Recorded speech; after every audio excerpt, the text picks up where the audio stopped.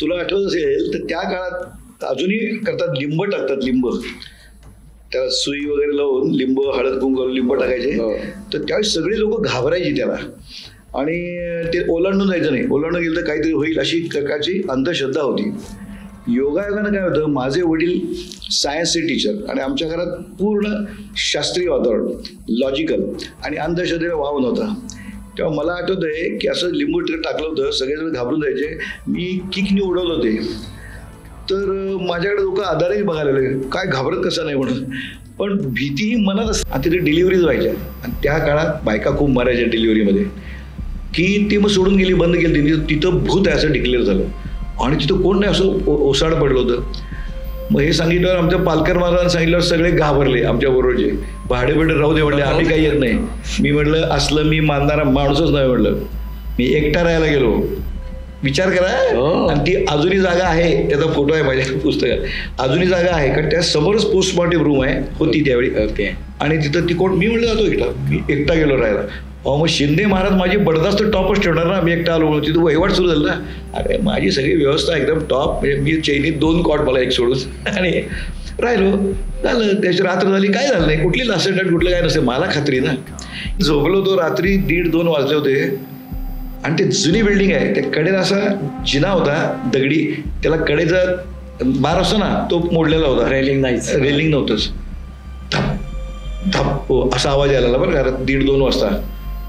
आणि हळूहळू आवाज जवळ यायला, मी किती धीडबीट मध्ये तरी कुडूक झाला आतमध्ये येणारच. आणि तो आवाज, आणि त्यावेळी काय ती बिल्डिंग हलायची सगळी हे होती हो. आणि तिथून जवळून भिलवडीला जाणार रस्ता तिकडे आहे, ट्रक गेला तरी हादरायचे.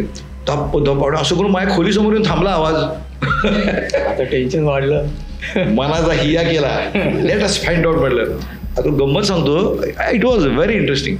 मी सकाळी रविवारी फोन आला डॉक्टर कांती मोदींचा. बरं, good morning doctor, how come you called me? ते म्हटलं, see there is one course going on in Sangli on Jeevan Vidya Mission which you have seen that CD and you like that, I know. So why don't you attend with your wife? रविवारचा दिवस. बरं, हे माधवीकडे बघितलं, रविवारी जायचं काय आपल्याला नको वाटते ना. नाही ना, कांती मोदी सांगितलं आय शुड गो सर. बरोबर, आय टेल यू. त्यांनी कंप्लेंट बघितलं, असे जीवन चिकटलो. आणि मग त्यानंतर मला काही शंका आली, मी डायरेक्ट फोन करायचो सद्गुरूला, डायरेक्ट फोन करायचो. आणि आमची वेवलेतच जोडली. अरे वा. बरोबर, मला कम्प्लीट हॉट ब्लॉक बसला पोहता की वेज लकीली कडेला होता म्हणून हात लागला, वाचलो. आता मला पेसमेकर बसवलाय, म्हणजे मला जगवायचंय, सगळं व्हायचंय, काहीतरी मला जगवायचंय. घडणारी गोष्ट घडणार. ओके.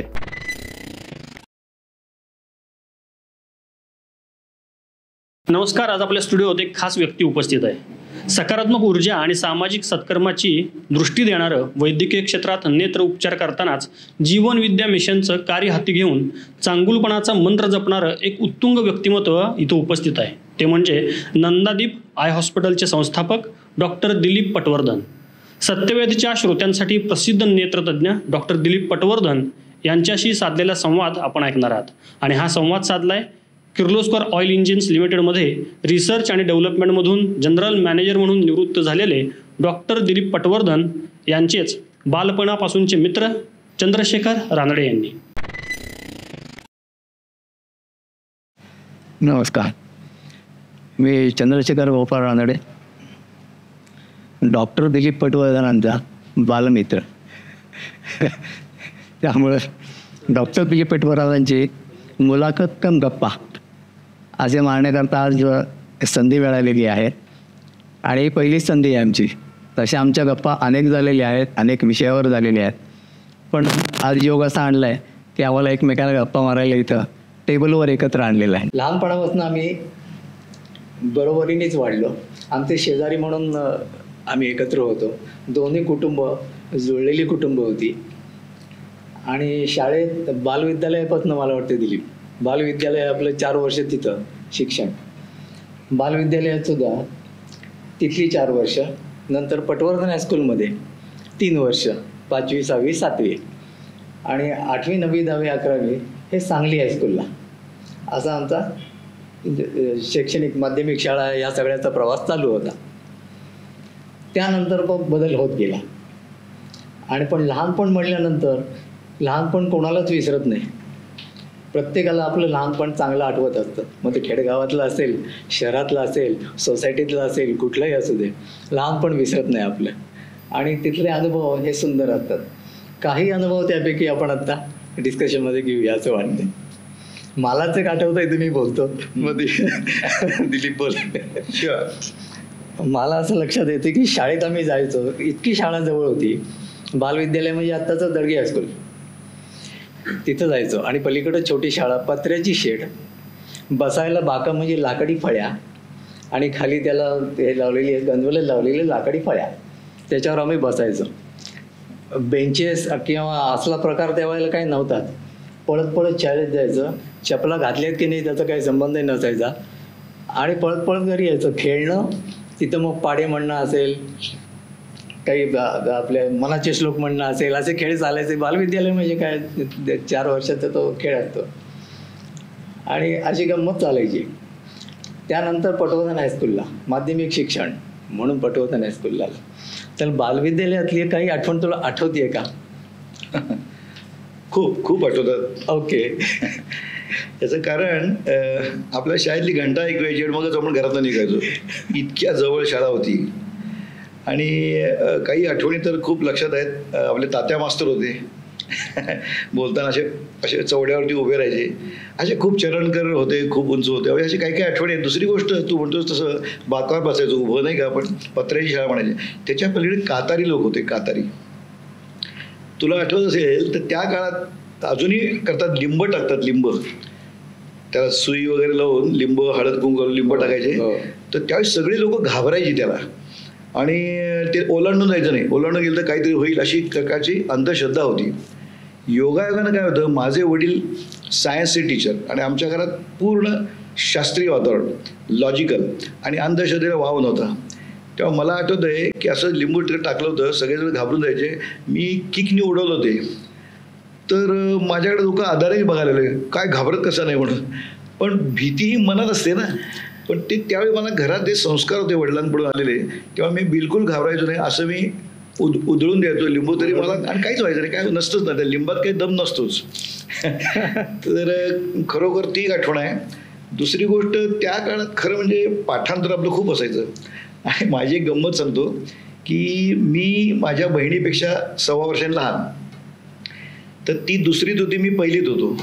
तर मी नेहमी तिच्याच वर्गात जाऊन बसायचो, ज्योत्स्नाच्या वर्गात जाऊन बसायचो. ज्योत्स्ना माझी मोठी बहीण. आणि मला दररोज उचलायचे शिक्षकाने, पुन्हा पहिलीत येऊन बसवायचे.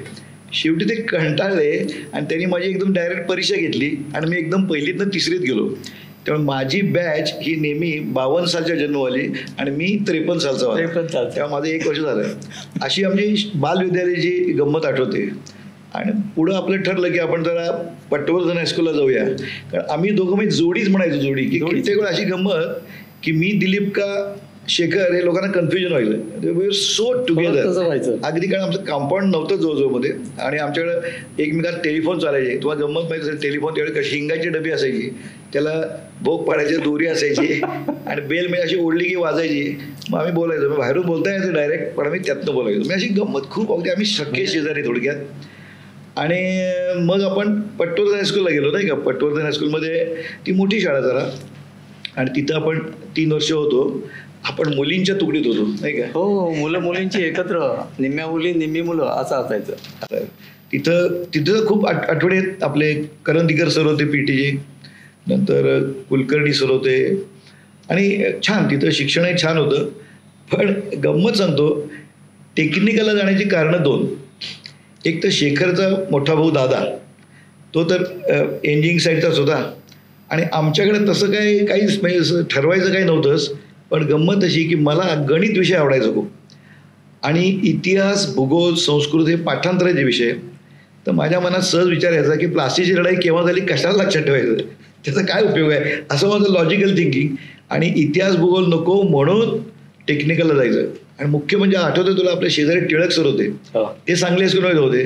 त्यामुळे आम्ही दोघंही टेक्निकलला गेलो, कळलं की नाही. याचा उद्देश, कारण याच्या घरात टेक्निकल ॲडव्हान्स सुरू होतं, माझ्याकडे तसं काही नव्हतं. आणि 8वीला टेक्निकलला गेलो. त्या टेक्निकल मला तर खूप आवडलं खरं म्हणजे. मी साईड का बदलली असं काही वेळ मला वाटतं, मला तेच आश्चर्य वाटतं. कारण आय वॉज सो गुड मेकॅनिक्समध्ये. तर मला 86% मार्क होते मेकॅनिक्समध्ये SSCला. सेकंडली टेक्निकल आम्हाला जास्त मजा का आली तिथं प्रत्यक्ष फिटिंग, कार्पेंट्री नाही का, सुतारकाम, लोहारकाम सगळं आम्हाला करायला मिळालं. That was very interesting. आपल्याला करण्यात मजा यायची. त्यानंतर आम्ही खेळायचो भरपूर. आणि आमचा बँड होता. बँडची गोष्ट तर सांगायलाच पाहिजे, वेगळीच आहे. बँडची गंमत सांगतो. आम्ही दोघंही बँडमध्ये गेलो आणि पहिल्यांदा बासरी हातात दिली आपल्या, बरोबर आहे, त्याच्या हातात दिली, माझ्या हातात दिली, शेखरच्या माझ्या हातात. आणि तुम्हाला गंमत पितळीच्या बासऱ्या असायच्या त्यावेळी नाही का, 7-7 निंदी धद. मला काही तरी अजिबात आलं नाही. आणि या शेखरची मजा म्हणजे तो चौथ्याची गाणी वाजवायला लागला. सूरज्ञानच जबरदस्त. आता तुम्हाला कल्पना आहे की तो आता सताराचे क्लास सुद्धा घेतो. हे त्याचं लहानपण. आणि मला काही जमलं नाही. मग शेवटी म्हटलं हे काय आपल्याला जमत नाही. मग मी ड्रम घेतला आणि आय वॉज ड्रमर. मला रूल बिल सगळं काढता येतो. रिदम मला सेन्स होता. म्हणजे गाणं चुकलं तर मला कळतं पण बाकी येत नाही. असं तो रिदम मला करेक्ट येतो हे बँडमध्ये. आणि बँडमधली आणखीन एक सुंदर घटना सांगतो खूपच की ज्याचा हल्ली लोक उपयोग करून घ्यायला लागले. आमचे जाधव नावाचे शिक्षक होते बँडचे. त्यावेळी यशवंतराव चव्हाण मुख्यमंत्री होते, आठवते तुला. आणि ते हेलिकॉप्टरनी सांगलीला येणार होते. हे काहीतरी 66-67च्या आसपास असणार आहे. येस, अगदी बरोबर. 66 साल, 66. त्यावेळी काय मुख्यमंत्री होते. आणि ते कोल्हापूरला तात्पुरता विमानतळ केला होता. लोकांनी श्रबंधनाने केला होता बरं त्यावेळी, कारण 62 साली चीनचं युद्ध झालं त्यावेळी ते बनवले होते. तर ते हेलिकॉप्टर उतरणार आम्हाला माहिती होतं. आम्ही जरा वात्रटच होतो थोडक्यात. आम्ही जाधव सरांना म्हणलं की आपण तिथं जाऊन फोटो काढायचा त्याच्याबरोबर, यशवंतराव चव्हाणांच्या बरोबर, बघा काय आयडिया. आणि तुम्हाला सांगतो आम्ही गेलो. घोगरे सर होते आमचे. ते म्हटले काहीतरी काय करताय मुलांना. आम्ही हट्ट धरला. मग त्यांनी एक जप्तीवाले नावाचे फोटोग्राफर होते. कारण त्यावेळी काही मोबाईल असं काही नव्हतं. त्यांना सांगितलं आणि आम्ही गेलो, ड्रेस बीस चांगला घालून गेलो आणि झुडपात लपून बसलो. आणि ज्यावेळी हेलिकॉप्टर उतरलं यशवंतराव चव्हाण साहेबांचं उतरलं आणि ते चालत कारकडे चालले होते. आम्ही मध्ये जाऊन उभारलो. बँड आमची अगदी पॉश. आणि आयडिया काय, जवळ आल्यावर आम्ही जनगणमध्ये वाजवायला सुरुवात केली. राष्ट्रगीत देऊन सलामी द्यायची. पण he has to keep quiet ना. त्यांनी लगेच असं मस्त सलाम केला. आणि वसंतदादा होते. वसंतदादा दोघंही होते. वसंतदादा त्यावेळी लीडर होते समजा आणि यशवंतराव चव्हाण मुख्यमंत्री होते. आणि तो फोटो आमच्याकडे अजून आहे बाबा. आणि या फोटोचा उपयोग आता इथलं विमानतळ होण्यासाठी लोक प्रयत्न करतात, तो वापरतायत. त्यात आम्ही दिसतोय आणि विमानतळही दिसतंय. म्हणजे प्रूफ 66 साल आपलं होतं. कारण हल्ली नियम काय, जर विमानतळ व्हायचं असेल तर 140 किलोमीटरच्या आत दुसरं विमानतळ करायचं नाही. पण जर ओरिजिनल असतील तर रिज्युएनेशन करू शकता. त्या नियमात आपलं बसतंय. आय होप त्या फोटोचा लोकांना उपयोग व्हावा. त्याचं आंदोलन चालू आहे. माझा फोटो वापरतायत ते. आणि त्याचा काय झाला उपयोग. छान अशी आमची शाळेतली गंमत. आणि खूप छान. मला आठवतं 8वीला तर मी सगळ्या तुकड्यात पहिला आलो. तर मला 60 रुपये बक्षीस मिळालं. आणि पुढच्या 3 वर्षी कमलेश शेठ नावाचा मित्र होता, तो पहिला आला. पण त्यावेळी बक्षीस नव्हतं. म्हणजे माझं लग बघा मला जे मला होतं. तर हा योग होता. आणि त्यानंतर मात्र शेखर तर डिप्लोमा साईडला गेला बिकॉज दादा होता त्यामुळे तिकडे गेला. आणि मी विलिंग्डन कॉलेज गेलो. याचं कारण असं की माझे वडील विलिंग्डन कॉलेजमध्ये टीचर होते. म्हणजे ते केमिस्ट्रीचे प्राध्यापक होते. म्हणून मी गेलो. तर कसं होतं आमच्या काळी पटवर्धन हायस्कूल, सिटी हायस्कूल सगळे हुशार विद्यार्थी. मार्क भरपूर असायचे त्यांना. म्हणजे माझ्या आठवतात श्रीकांत ठाणेदारला 80% त्यावेळी होते वगैरे. खूप हुशार. टेक्निकल एवढे मार्क पडत नाही कारण वर्कशॉप टेक्नॉलॉजी, मशीन ड्रॉइंग ह्याला पैकीच्या पैकी मार्क कधीच पडत नाही. त्या मला किती 69 मार्क पडले होते. 69% मार्क पडले होते. त्यामुळे आम्हाला जरा न्यूनगंड होता विलिंग्डनला गेल्यावर. सगळे 80-81% होते, 81% आम्ही आपले 69% पण गंमत पहा कशी असते. प्री डिग्रीला फर्स्ट टर्म झाली. आमचं मॅथमॅटिक्स स्ट्रॉंग, सायन्स स्ट्रॉंग. मी एकदम मेरिटमध्ये झालो खाडकर. कारण ते गणित, संस्कृत मार्क मिळाले ते गेले मागे पडले. सो वी कुड कॅच. मग पीडीला मला खूप चांगले मार्क पडले. डिड व्हेरी वेल. आता तिथं असा प्रश्न होता त्यावेळी FYBSC होतं, प्री प्रोफेशनल. ग्रुप कुठला घ्यायचा, ए का बी ग्रुप. मला तेच आश्चर्य वाटतं की एकीकडं टेक्निकल सगळं झालं आमचं आणि नंतर बी ग्रुप घेऊन मेडिकल साईडला कसा काय गेला. त्याची गंमत खूपच वेगळी आहे. मी आणि जयंत गजेंद्रकर जयल्या हा त्यावेळी आई वडील काय लक्ष द्यायचे नाही. I was surprise.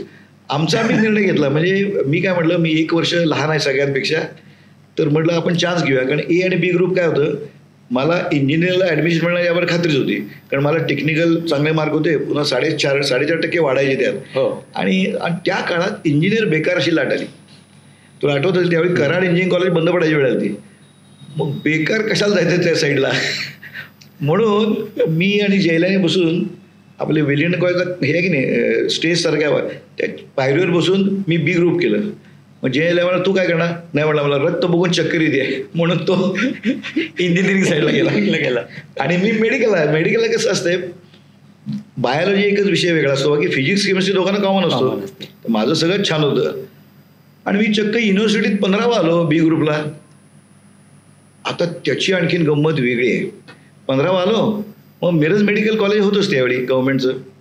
तिथं काय मला नक्की ॲडमिशन मिळत होती. आम्ही मिरज मेडिकलचा फॉर्म भरला.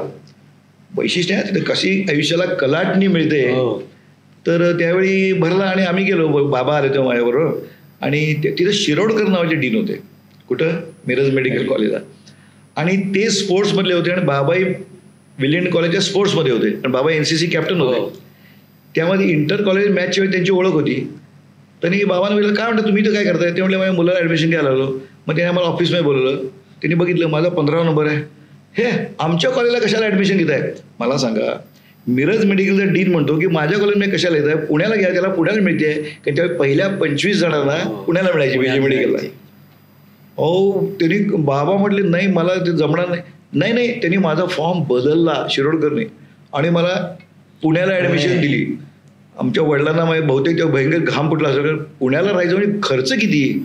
हॉस्टेल माझ्या 2 बहिणी आणि बाबांना पगार त्यावेळी शिक्षकांना पगार कमी असायचे 400 वगैरे पगार. त्यामुळे पण काय इलाज नाही तर शिरोडकर म्हणतात म्हटल्यावर मला जावं लागलं. असा किस्सा. म्हणजे मेडिकलची तर आणखीन गंमत. मेडिकलला गेलो आणि भव्य कॉलेज ते प्रचंड आणि BJ मेडिकल कॉलेज सुंदर इमारत आहे. आम्ही पुण्यासुद्धा विशेष कधी बघितलेलं नाही. तिथं घाबरून गेलो तर हॉस्टेलला पाहिजे. तर हॉस्टेलला ॲडमिशनसाठी अप्लाय केलं. योग असा की मला बरोबर शेवटची ॲडमिशन हॉस्टेलची मिळाली. मेरिट त्याला मेरिट असायचं ना बाकीच्यांनी बाहेर राहायचं. तर त्याच वेळी सरनाईक नावाचा माझा क्लासमेट की तिथला त्याला माझ्यानंतर त्याचा नंबर होता सरनाईक आणि तो कोल्हापूरचा. आता माझी पुण्यात काही वेगळी विशेष सोय नव्हती. माझी एक लांबची आत्या होती नातूबागेमध्ये तेवढंच बाकी काही नाही. पण गंमत काय झाली तो मला येऊन भेटला. म्हटलं तू एक काम कर म्हटला की माझी परिस्थिती फार वाईट आहे. माझे आई वडील दोन्ही कोयना भूकंपात गेले. सरनाईक इंजिनियर तुम्हाला आठवतं त्यावेळी 67 साली झाला बघा भूकंप. आठवतं की 10 डिसेंबर आपण अभ्यास करताना हादरलेलं आठवतंय. सीन इट कारण आम्ही 4ला उठायचो ना अभ्यास करायला. तर त्यांनी तू मला तेवढं दे की हॉस्टेल आणि मला दया आली. मी माझं त्याला दिला आणि मग असं म्हणतात ना माझ्याकडे काही नाही आणि मी त्याला दिला आणि मी राहायचो कुठे. पण ती मला त्याची दया आली आणि मी माझा नंबर त्याला दिला. मग मी नातूबागेत माझ्या लांबच्या आत्याकडे राहायचो. तिच्याकडे काय गंमत होती जागा जास्त नव्हती. मग मी गॅलरीत झोपायचो आणि मेडिकलला काय असतं बोन सेट असतो. बोन सेट माणसाचा संपूर्ण बोन सेट असतो. त्याचा अभ्यास घरी करता. तर तो तिथं मला उघडायला झाला नाही 6 महिने. पण ते घाबरायचे घरातले कसा अभ्यास हॉरिबल. पण घरी द्यायचे घरी विकत घ्यायची सगळेजण घरी अभ्यास करण्यासाठी बोन सेट तो पद्धत. तर ते काय मला कधी उघडता आलं नाही. आणि मी सायकलनी रोज कुठं नातूबागेपासून आमचं BJ मेडिकल किती मैल आहे 3 किलोमीटर आहे. 3 पेक्षा जास्त. सायकल माझी बाबांची सेकंड हँड तुला माहिती हरक्युली सायकल ती घेऊन गेलो आपल्याला माहिती आहे. त्याने मी 3 किलोमीटर जायचो. मधल्या सुट्टीत 3 किलोमीटर परत यायचो. जेवायचो परत जायचो आणि परत असं 12 किलोमीटर रोज. कसला अभ्यास हो मग नुसतं दमूनच जायचो. त्यामुळं मी अभ्यासाकडे खरं दुर्लक्ष झालं. मग सेकंड टर्मला मला हॉस्टेल मिळालं. I got hostel in second term. मग जरा आली. पण खरं सांगू का सांपत्तिक स्थिती चांगली असणं खूप महत्वाचं असतं. आता आमच्याबरोबर काही लोक अगदी रिट्स हॉटेलमध्ये जेवायचो. आम्हाला परवडत नव्हतं. मेसमध्ये 60 रुपये महिन्याला व्हायचे आणि मेसमध्ये अतिशय चांगलं नाही मिळायचं काहीतरी. मग तेवढ्याच रुपयाचं पब्लिक गेस्ट हाऊस नावाचं होतं आणि दुसरं नटराज नावाचं होतं. तिथं गेलं की नक्की आव व्हायची कॉन्टॅमिनेटेड फूड. पण आम्ही मेडिकलचे असल्यामुळं ससूनमध्ये मेट्रोजिल नावाच्या गोळ्या होत्या. ते मी पेपरच काढून ठेवला होता. पब्लिक गेस्ट हाऊस लावलं की मेट्रोजिल गोळ्या घ्यायची. पण खरं सांगतो माझा MBBSचा बेस आहे ना तो खूप नाही पक्का झाला. आता बुद्धी होती मेमरी होती पास होत गेलो 100%. पण I did not get the catch म्हणतात ना कॅच तो मिळाला, असे अनुभव आले. कारण काय असते संपत खूप महत्वाचं, जेवण चांगलं पाहिजे, प्रकृती चांगली पाहिजे, त्याशिवाय असं. पण मग मी काय करायचो, आता आपल्याला बाकी शक्य नाही, मग खेळायची आवड आम्हाला भरपूर ना. आम्ही सांगली हायस्कूलमध्ये आपण किती व्हॉलीबॉल वगैरे खेळायचो. आता हॉस्टेलला असताना गरगेटे नावाचा मित्र होता, तो श्रीमंत होता खूप, तर त्याला बॅडमिंटन खेळायला कोणी मिळायचं नाही. म्हटलं मी तयारच आहे, शटल त्याचं, रॅकेट त्याची, खर्च मला काय असं. मी बॅडमिंटन, आमचा जिमखाना खूप छान आहे विजय मेडिकलला, जबरदस्त जिमखाना आहे, कॅम्पमध्ये आहे तो, तिथं खेळायला ते खेळायचो त्याला पार्टनर म्हणून, कारण त्याला पार्टनर पाहिजे, बाकी सगळे अभ्यासात, आम्ही अभ्यासाचा मध्यमच, आमचं खेळाकडे जास्त लक्ष. नंतर काय झालं, वॉटर बॉलवरची टीम होती, तो फार अनुभव भारी आहे आमचा. आमच्या कॉलेजची विजय मेडिकलची वॉटर बॉल टीम खूप मस्त होती, म्हणजे कायम विनर असायची युनिव्हर्सिटीमध्ये, पुणे युनिव्हर्सिटीमध्ये. तर ती जी चांगली टीम होती ती थर्ड इयरला गेली. थर्ड इयरला गेली की अभ्यास जास्त असतो, त्यांनी बंद केलं. मग त्यांच्यातला एक गांधी नावाचा होता, तो फार हुशार. या पोरांना गांधीना बरोबर माहिती की जर इंटर कॉलेजमध्ये कॅप्टनशिप मिळाली तर पुढं पोस्ट ग्रॅज्युएशनला जास्त मार्क वाढतात आपले, बरं का, हे आम्हाला काय माहीत नाही. मग तो आमच्या बॅचची मुलं गोळा करायला सुरुवात केली. क्वालिफिकेशन काय, पोहायला येणं अर्धा तास, आपण तर तरबेज होतो, तात्यासाहेब म्हणजे विहिरीत पोहून बशी तुकडे काढू, we were having very good stamina. तर मी गेलो, आणि दुसरा उद्देश काय होता, तिथं कॉलेजच्या खर्चाने सोमवार टँकमध्ये पोहायला मिळायचं आणि ब्रेकफास्ट मिळायचा, हे आमचं अट्रॅक्शन. म्हणजे बाकी बॉल पकडायला यायला नको का, प्रॅक्टिस नको का, वॉटर बॉल खेळतो. मग त्याने आम्हाला बराच शिकवायचा प्रयत्न केला, थोडंफार जमलं. आणि मॅचची वेळ आली, आमची कॉमर्स कॉलेजवर मॅच होती, तिकडचं टिळक टँकमध्ये मॅच होती आमची. आय डोंट नो त्या अपोजिट, कारण मागची वर्षी टीम आमची भारी होती ना, त्यांना मी कोणतरी भारी प्लेअर आहे असं वाटलं. That was fun. म्हणून तरी माझ्यावर 2 पोरं सोडली, मला काय करूच द्यायची नाही ती मुलं. वॉटर बॉल पकडून मारायला यायला पाहिजे ना वॉटर पोलोमध्ये. मग शेवटी आपली सांगलीची आयडिया केली मी, त्यांची चड्डी पकडून मी खाली बुडवायचो त्यांना. बुडवलेलं ते पंचाचं लक्ष द्यायचं, तो मला बाहेरच काढायचा. बाहेर गेलं की वॉटर पोलोत एक पद्धत आहे, गोल झाला की बाहेर काढल्याला परत आत एंट्री. अहो आमच्यावर 15 गोल झाले, मी 15 वेळा बाहेर 15 वेळा आत. आणि आमचा एक फक्त गोल झाला, सांगळे नावाचा आमच्या वर्गात होता, तो गोली होता 6 फुटांचा, तो गोलीनं वॉल टाकला होता त्यांच्या गोल गेला, तेवढा एकच गोल. बाकी 15 गोल आमच्यावर आले. आमचे जे कॉलेजचे आम्हाला सपोर्ट द्यायला आले ते आमच्या नावाने शिव्या दिल्या त्यांनी, आमची आबरू घालवली. म्हणून काय करणार, इलाज नाही, आपलं त्यानंतर पोण बंद पडलं आमचं. अशा विजय मेडिकलमध्ये खूप गमती. आणि गमती म्हणजे आता ते आपण बोलत असताना अनुभव एका पाठोपाठ एक चालू राहणारच आहेत, कारण बोलणं हे काही लिमिटेशन नाही.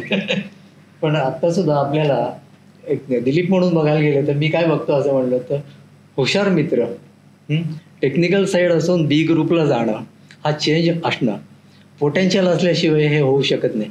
कारण मला ए ग्रुप काय बी ग्रुप काय, तो कुठेही गेला असता तरी तो मेरिटमध्येच राहिला असता, हे आपल्याला माहिती आहे. पण ती कलाटणी अशी मिळत गेली आणि तो या दिशेला आला. खेळ आणि अभ्यास या दोन्हीचा संगम एके ठिकाणी मिळणं हे सोपी गोष्ट नसते, नॉर्मली नसते. अभ्यास मुलं फक्त अभ्यास एक करत बसतात, तब्येतीकडे त्यांचं लक्षही नसतं. पण दिलीपचं तसं नाही आहे, खेळातही तितकाच, अभ्यासही तितकाच असं. आणि आम्ही दोघं व्यायाम करायला जायचो, समर्थ व्यायाम शाळेत व्यायाम करायचो. सकाळी 5ला उठून मी आणि शेखर सायकलने जायचो गाव बघा, आमचं घर किती लांब होतं. दोघं जाऊन जाम व्यायाम करायचो नाही का, तिथं करेला फिरवायचो, जोर काढायचे, पुलअप्स काढायचे. अजूनही मला पुलअप्स काढता येतात, म्हणजे माझ्या नातीनं दाखवतो मी पुलअप्स काढून. आय कॅन स्टील, हो येस आय कॅन स्टील. म्हणजे त्यावेळेचा व्यायाम केलेला फायदा झाला, हेल्थचा फायदा. नक्कीच. आणि नाही म्हणजे काय, आता ह्याची आणखीन गंमत म्हणजे की आम्ही शाळेमध्ये सुद्धा अभ्यासाचं तू म्हणलास ना, त्यावेळी कमलेश शेठ खूप सिन्सिअर होता. आपण काय करायचो, शाळा सुटली की ग्राउंडमध्ये दप्तर टाकायची आणि फुटबॉल खेळ हे खेळ, घरी जायचोच नाही, 3 सांजेला घरी जायचो. हा कमलेश सिन्सिअर, मी त्याचा माझा पहिला दुसरा नंबर ना, माझा पहिल्यावेळी पहिला आला. नंतर तो माझ्याशी कॉम्पिटिशन करायचा, मी काय कॉम्पिटिशन कोणाशी करत नव्हतो. तो एकदा आला, म्हटलं दिलीप तुझं हे वाचून झालंय का तुझं? माझं केव्हाच झालंय म्हणायचो, खोटं बोलायचो की तो टेन्शनमध्ये, तो घरी जाऊन अभ्यासाला सुरुवात. असे आम्ही वात्रट होतो जरा. आणि काय थोडी बुद्धी असल्यामुळे आम्हाला होत गेला. मी दुसरा आलो, पहिला कमलेश आला SSC ला. आणि मेडिकलचं तर झाल्यानंतर मग मेडिकलला असताना खूप म्हणजे अभ्यास मेडिकलला भयंकर असतो अभ्यास, पण by God grace of God मी पहिल्या अटेम्प्टला पास झालो. नाही भ्रटत नाही. त्याच्यानंतरचं आयुष्य काय करायचंय, त्याच्यानंतरचं आयुष्य कसं आहे की खूप वेगळं झालं. कारण मी इंटर्नशिपला सांगलीला आलो. आमच्याकडे पुण्याची लोक शिरूरला जायची इंटर्नशिपला स्टँडर्ड, म्हणजे आम्हाला काय खेडेगावात कंपल्सरी आहे 6 महिन्याचे, 6 महिने सिव्हिलमध्ये. तर मी सांगलीकडे घेतलं ट्रान्सफर करून आणि मी पहिले 6 महिने तासगावला गेलो. तासगावला हेल्थ युनिट तिथं गेलो. ओके. तासगावमधली खूप सांगण्यासारखी मजा आहे, म्हणजे लोकांनी शिकण्यासारखंच आहे. आणि म्हणजे काय सांगू का, अंधश्रद्धा बिलकुल नसल्यामुळं काय गोष्टी होतात त्यातून होणार. तासगावला गेलो इंटर्नशिप, आम्ही खूप काम करायचो तिथं.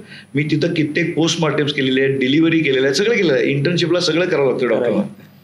तर तिथं कसं होतं की मी एक शहा नावाचे डॉक्टर होते, त्यांच्याकडे राहत होतो. आम्ही इंटर्न सगळे राहत होतो. भाडं जरा जास्त होतं, कारण आम्हाला त्यावेळी 225 रुपये इंटर्नशिप मिळायची, पैसे एवढेच पैसे. काय हो ना त्याच्यात. आणि भाडं असायचं काय नाही. तर तेवढ्यात काय झालं, त्यांनी काय केलं, संध्याकाळी 7 वाजता लाईट बंद. का म्हणे वीज खर्च होते. मला आला राग, 7 वाजता कोण झोपतंय काय. पण ते मग आम्ही हेल्थ युनिटमध्ये गप्पा मारत बसलो होतो. तेव्हा शिंदे नावाचे एक ड्रेसर होते, आमचे ड्रेसर कंपाऊंडर, आणि ते ऐकत होते. मी म्हटलं बघा असं करता येते, तर दुसरीकडे जागा स्वस्तात मिळाल तर जाऊया आपण, असं मी चर्चा चालली होती. आम्ही सगळे इंटर्न होतो. आपल्या सांगलीतले डॉक्टर पालकर आहेत ना, कोण डोळ्याचेच, ते माया म्हणजे पुढं होते 1 वर्ष, पण नंतर ते पुढं त्यांनी आधी प्रॅक्टिस सुरू केली. ते माझ्या इंटर्नशिपला होते. तर अशी गप्पावर बसलो, तर त्यांनी सांगितलं मग तुम्ही माझ्या इथं राहायला येता का. म्हटलं कुठं आहे ते. आमच्या हेल्थ युनिटच्याच कंपाऊंडच्या कडेला त्यांचं घर होतं, वडलारजीत. बरं. तिथं अरे इतक्या जवळ, मग बेस्ट आहे म्हटलं. पण भाडं किती, पहिला प्रश्न. हो. त्याने त्यांच्यापेक्षा निम्म भाडं सांगितलं. म्हटलं आपण येणार. फारच छान आहे. डॉक्टर थांबा म्हणले, थांबा मी जरा 1 तारखेपर्यंत स्वच्छ करतो. इथं कोणच राहत नव्हतं, स्वच्छ करतो, मग 1 तारखेला या. ओके म्हटलं, नो प्रॉब्लेम. 1 तारखेच्या आधी मी बघायला गेलो. अहो त्यांनी ती रूम एवढी सजवून ठेवली होती. शिसवी 2 खुर्च्या, खरं तांब्याचं भांडं, 2 कॉट, 1 सोडून 2 कॉट, मी सगळे येतील त्यांची कल्पना. आणि मी येणार म्हटलं उद्यापासून राहायला. त्यावेळी एक गंमत झाली. आमच्या पालकरचं लग्न कुत्ते नावाचे वकील आहेत, खूप प्रसिद्ध वकील आहेत, त्यांच्या मुलीशी ठरलं होतं त्यावेळी. आता ते भेटत होते ना लायब्ररीत वगैरे, त्यावेळी असं भेटायला विशेष होतं, लग्नाच्या आम्ही त्यांची भेट घडवून आणायचो गंमत. ओके. आणि तिनं काय सांगितलं, तिथं अजिबात राहायला जाऊ नका, तिथं भूत आहे, लासट आहे. म्हणजे लासट म्हणजे माहिती आहे, बाळंतिणीचं भूत. तिथं काय होतं, अनिव्याजने मला ती गोष्ट. आणि तिथं जाऊ नका, तिथं भूत आहे, कारण तिथं कोणी राहत नव्हतं. हे काय शिंदेने आम्हाला सांगितलं होतं ना आधी. गेलो, मग मला म्हटलं मग मी काय असल्यावर विश्वास ठेवत नाही. म्हटलं ते का असो माहिती आहे, तिथं एका सुईणीचा दवाखाना होता आणि तिथे डिलिव्हरीज व्हायच्या. आणि त्या काळात बायका खूप मारायच्या डिलिव्हरीमध्ये, की ती मग सोडून गेली, बंद केली. तिथं भूत आहे असं डिक्लेअर झालं. आणि तिथं कोण नाही असं ओसाड पडलं होतं.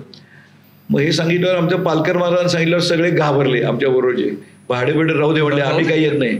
मी म्हटलं असलं मी मानणारा माणूसच नाही म्हटलं. मी एकटा राहायला गेलो, विचार करा. आणि ती अजूनही जागा आहे, त्याचा फोटो आहे माझ्या पुस्तकात, अजूनही जागा आहे, कारण त्या समोरच पोस्टमॉर्टम रूम आहे, होती त्यावेळी. ओके. आणि तिथं ती कोण, मी म्हटलं जातो एकटा, मी एकटा गेलो राहायला. अहो मग शिंदे महाराज माझी बडदास्त टॉपच ठेवणार ना, मी एकटा आलो. तिथं वहिवाट सुरू झालं ना. अरे माझी सगळी व्यवस्था एकदम टॉप, म्हणजे मी चैनीत 2 कॉट मला 1 सोडून आणि राहिलो. झालं, त्याची रात्र झाली, काय झालं नाही, कुठली लासट कुठलं काय नसेल, मला खात्री ना. याचं कारण काय, आता मी मुद्दा याचं कारण सांगतो का. मी घरी बाहेर झोपायचो, तुला माहित असेल, अँगल टाकून फळ्यावर झोपायचो, कारण आमच्या घरात जागा कमी होती. मी बाहेर झोपायचो, काय पावसाळ्यात ऐकतो आतमध्ये, तर झाडांच्या सावल्या पडतात ना, ते माणसाचे आकार वाटतात, त्यामुळे मनात आपण भावना निर्माण करतो. हे सगळं मला प्रत्येक गोष्ट निरीक्षण करून बघायची होती. त्याला लावायचा छडा, तशी माझं तिथं मी झोपलो, काही झालं नाही. 2 दिवस झाले काही झोपलो, काही झालं नाही. 3ऱ्या दिवशी मात्र एक गंमत झाली, मला सांगायला पाहिजे. मी धीट बीट सगळं ठीक आहे. त्यावेळी 20 साल बाद नावाचा पिक्चर आला होता, आठवतंय का तुला. कही दीप जले कही दिल. आणि तुम्हाला सांगतो, मी झोपलो होतो रात्री 1:30-2 वाजले होते. आणि ते जुनी बिल्डिंग आहे, त्या कडेला असा जिना होता दगडी, त्याला कडेचा बार असतो ना, तो मोडलेला होता. रेलिंग नव्हतंच. धप धप हो असा आवाज यायला बरं का 1:30-2 वाजता. आणि हळूहळू आवाज जवळ यायला. मी किती धीट बीट मध्ये तरी पुढूक झाला आतमध्ये. आणि तो होतो तो आवाज, आणि त्यावेळी काय ती बिल्डिंग हलायची सगळी, हे होती हो. आणि तिथून जवळून भिलवडीला जाणार रस्ता तिकडे आहे, ट्रक गेला तरी हादरायचे, धप धप असं करून माझ्या खोलीसमोर येऊन थांबला आवाज. आता टेन्शन वाढलं, मनाचा हिया केला, लेट अस फाइंड आउट म्हटलं. आता गंमत सांगतो, इट वॉज व्हेरी इंटरेस्टिंग. मी दार असं उघडलं, म्हणून काय होतं तो, लेट अस फाइंड. अहो खरोखर भूत दिसलं मला समोर. म्हणजे कोण होतं माहिती आहे का, आमचे शिंदे महाराज, अगदी काळे कुट्ट, आणि ते अंडरपॅन्टवर बसले उभारले होते, आणि केस पांढरे स्वच्छ होते त्यांचे, म्हणजे निगेटिव्हच अगदी. मग काय म्हटलं तुम्हाला लोक भूत समजतात म्हटलंय. काय करणार साहेब, डॉक्टर साहेब लई उन्हाळा हवं, लई उकडत होतो म्हणून वाऱ्याला आलो बघा. म्हटलं वाऱ्याला भूत आलं. Very interesting.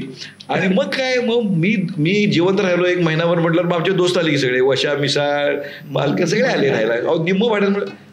ही कथा म्हणजे अंधश्रद्धा आणि भूत खेत शून्य विश्वास हे मला बाळकुड लहानपणापासून होते, तेव्हापासून होतं. हे खूप महत्वाचं आहे. म्हणजे ह्याचा माझ्या पुढच्या जीवनाशी खूप संबंध आहे, एवढं सांगितलं. आणि तुम्हाला आश्चर्य वाटेल, अजून ती बिल्डिंग आहे. गंमत बघा, त्यांचा मुलगा सुशील शिंदे गायनाकॉलॉजी झाला, त्यांनी अजून त्या बिल्डिंगला हात लावलेला नाही, मागं बांधलंय. हो का? इतके घाबरतात लोक. तो त्याचा अजून विश्वास त्याच्यावर आहे. विश्वास म्हणा, कोण विषयाची परीक्षा कोण घेणार, कोण घेणार. आता मी घेतली, मला काय झालं नाही. मग तू तिथं राहून विष तिथलं काढून टाकले हे त्याला माहित नाहीये. नाही रे बाबा, असं काही म्हणजे what I mean to say, conceptual clarity लोकांना नसते, आणि होती मला त्यावेळी. त्याच्या पुढचं म्हणजे आता आम्ही तर, मी काय राजकाला घेतली माहितीये का, तिथं जीपी करावी म्हणून, कारण पैसे नव्हते आपल्याकडे काही, तिथं जनरल प्रॅक्टिस करावी या दृष्टीने घेतली. मग 6 महिने सांगली सिव्हिलला आलो.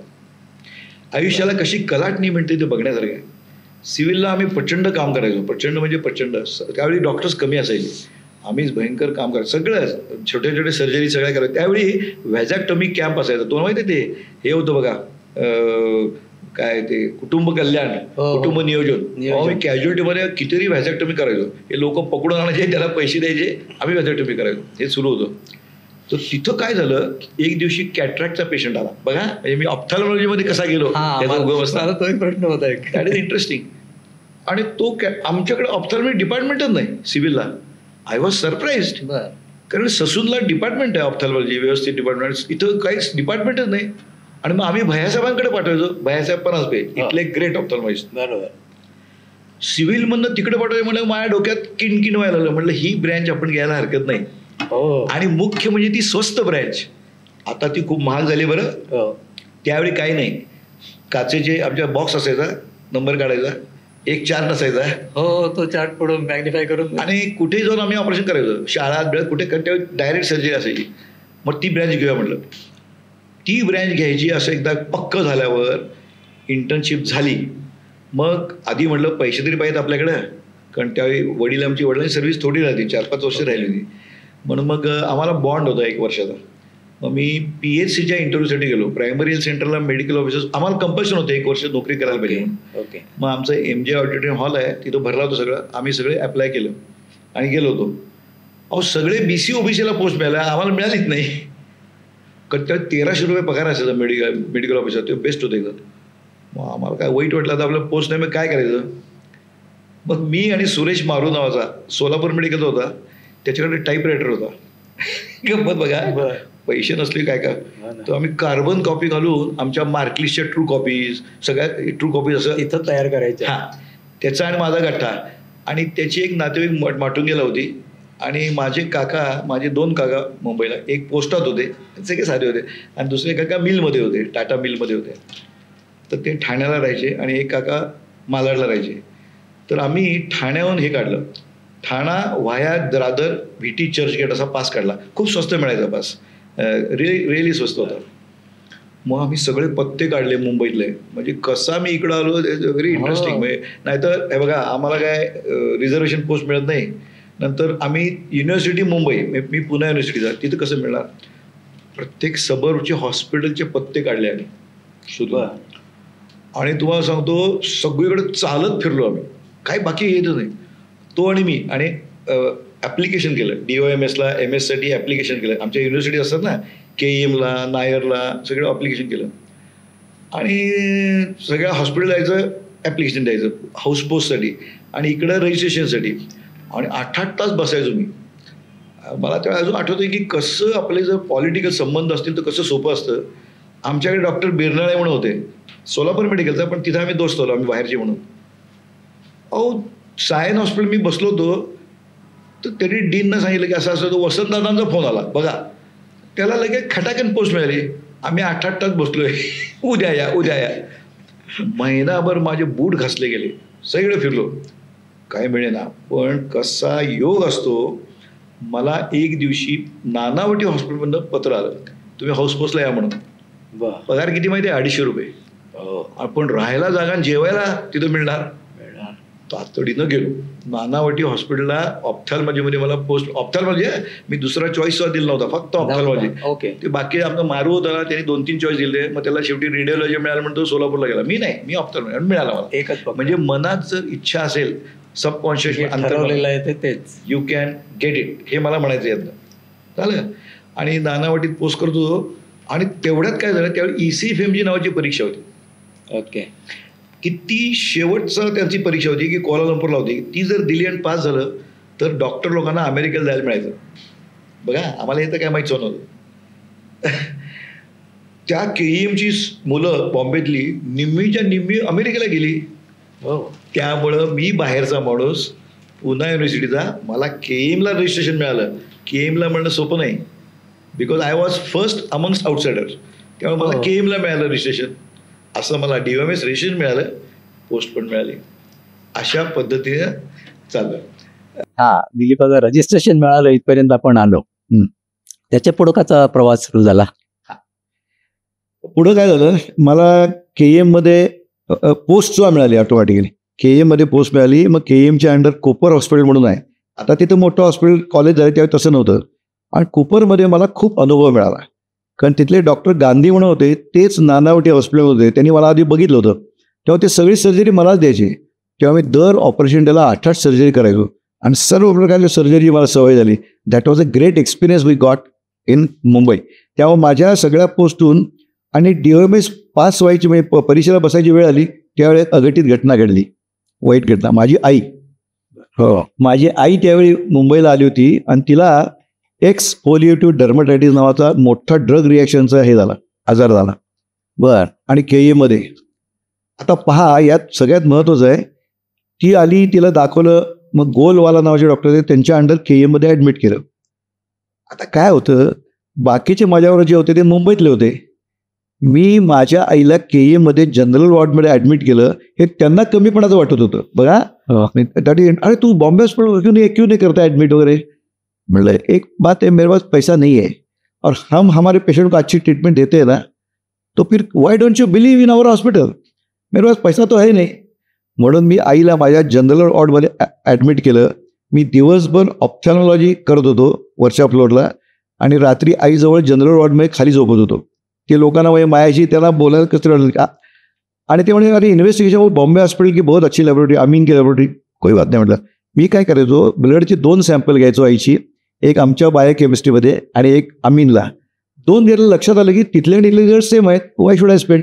हो, म्हणजे स्वतः आपण गरीब आहोत ना, लाच काय बाळगायची, खोटी पैसे. मी म्हणतो तुमच्याकडे पैसे मागतोय का मी, नाही. खरंच माझ्या आईला मी 1 महिना ॲडमिट केलं, म्हणजे हॉरिबल होतं ते. 1 महिन्यात ती बरी झाली. नंतर आई आमची 89 वर्ष जगली. हो, पण जनरल वॉर्डमध्ये ॲडमिट करून खोटी प्रतिष्ठा बाळगली नाही. आणि मग झालं माझं DOMS. मी DOMS पहिल्यांदा नापास झालो, कारण मला बसताच आलं नाही परीक्षेला, आई ॲडमिट असल्यामुळे. दुसऱ्या वेळी मी पहिल्या अटेम्प्टला झालो. आणि योगायोग पहा, एक नारायण क्षीरसागर नावाचा माझा मित्र, मी सांगलीला यायचो तेव्हा डायरेक्ट गाडी नसायची. मुंबईला यायचो आणि पुण्याचं स्टेशन आहे ना, ते आमच्या अगदी BJ मेडिकलच्या अगदी जवळ आहे. मी जायचो, तिथं आमचं कॅन्टीन आहे, शेट्ट्याचं कॅन्टीन, तिथला सामोसा खायचा काय का. असं मी गेलो आणि नारायण क्षीरसागर माझा क्लासमेट म्हणला, अरे MS रजिस्ट्रेशनचं काही ते लागले बघ. म्हणलं मला आता कसं मिळणार, मी ऑलरेडी 2 वर्ष झाली आहेत. अरे बघ तरी. गेलो तर तिथं नंदू पोळ नावाचा, तुम्हाला माहीत असेल तर घाशीराम कोतवाल नाटकात नंदू पोळ नावाचं छोटं एक पात्र होतं, तो तिथला क्लार्क. सगळे आमचेच ना, जब्बार पटेल वगैरे सगळे आमच्या कॉलेजेस लोक. तर त्याने थोडा लिही, तर सायक्लोस्टाईल कॉपी होती, माझ्याकडे काहीच नव्हतं. अरे लिही तरी की I will produce the certificate at the time of interviews. आणि मी काय काय केलेल्या पोस्ट, मग त्यामुळे ह्या पोस्ट सगळ्या बॉम्बे युनिव्हर्सिटी रेकॉर्ड आहेत का, आहेत म्हणलं रेकॉर्ड, ओके. आणि मी विसरून गेलो. मी सांगलीला गेलो, मग परत मुंबईला गेलो. आणि 1 फाईन मॉर्निंग मी KEMला पोस्ट करत होता, तिथला ॲड्रेस होता. मला पत्र आलं की इंटरव्ह्यू या म्हणून. बर. आय वेंट देअर, पुण्याला गेलो आणि आमच्याच कॉलेजचा मी एकटाच असा एक्सपिरियन्स असलेला. त्यामुळे तिथल्या कॉलेजची आमची 2 मुली, माझं 1 वर्ष गेलं त्यात, 1 वर्ष डाऊन, आणि मला रजिस्ट्रेशन मिळालं. वा. तेव्हा मी MS रजिस्ट्रेशन पुण्यात घेतलं, पण पुण्यात एकही पोस्ट केलं नाही ससूनला. सगळ्या पोस्ट मी मुंबईत केल्या. आणि नंतर ते म्हटले स्टुडंटशिप करा. कसं करणार मला सांग, आता मी एवढा मोठा झालेलो, आईवडिलांकडे पैसे मागायचे काय. मग मी तळेगावला गेलो. तळेगावला मला रेसिडेंट ऑप्थॅल्मॉलॉजिस्ट पोस्ट मिळाली. Can you imagine. तर तळेगावला होतं, त्या तळेगावला होतो, 1.5 वर्ष तळेगावला होतो. तिथं तर काय आय वॉज किंग. तर लकीली ग्रेस ऑफ गॉड माझा हात चांगला, सर्जरी चांगली, रिझल्ट उत्तम. त्यामुळे तिथं पुण्याहून जे लोक यायची ऑनररी म्हणून, त्यांच्यापेक्षा माझी सर्जरी चांगली होती. तर आमच्या सिस्टर लोकांना सगळं माहीत असतं बरोबर. ते काय करायचे, पुण्याचे लोक आले की काय पेशंट नाहीत म्हणून टॉयलेट बेड लपवायचे आणि ते गेले की माझ्याकडे सर्जरी करून घ्यायचे, कारण दे वॉन्टेड गुड रिझल्ट्स ना. ओके. तेव्हा मला सर्जरी मी तुफान, आणि मी खूप सर्जरी शिकलो. मी आय वॉज द बॉस. माझ्या अंडर एक हाऊसवर होता. अजून सांगतो, तिथं भंडारी नावाचे इथले खूप मोठे प्रॅक्टिस आहेत, त्यांच्या वडिलांचं ऑपरेशन त्यांनी यांच्याकडनं नाही माझ्याकडनं करून घेतलं. So I had establish so much. त्यामुळं मी MS जेव्हा अपिअर झालो त्यावेळी I pass at the first attempt. आणि बरोबर सांगतो, माझी 3 घटना खूप जवळजवळ घडल्या. अच्छा. म्हणजे मी जानेवारीमध्ये माझा रिझल्ट लागला. जानेवारी मी आलो, मग बाबांनी आमची जागा बघून ठेवली आपल्या शेजारीच, पटवर्धन बिल्डिंग जुनी. त्या मोठ्या बिल्डिंगचा एक अष्टमांश भाग फक्त माझा होता.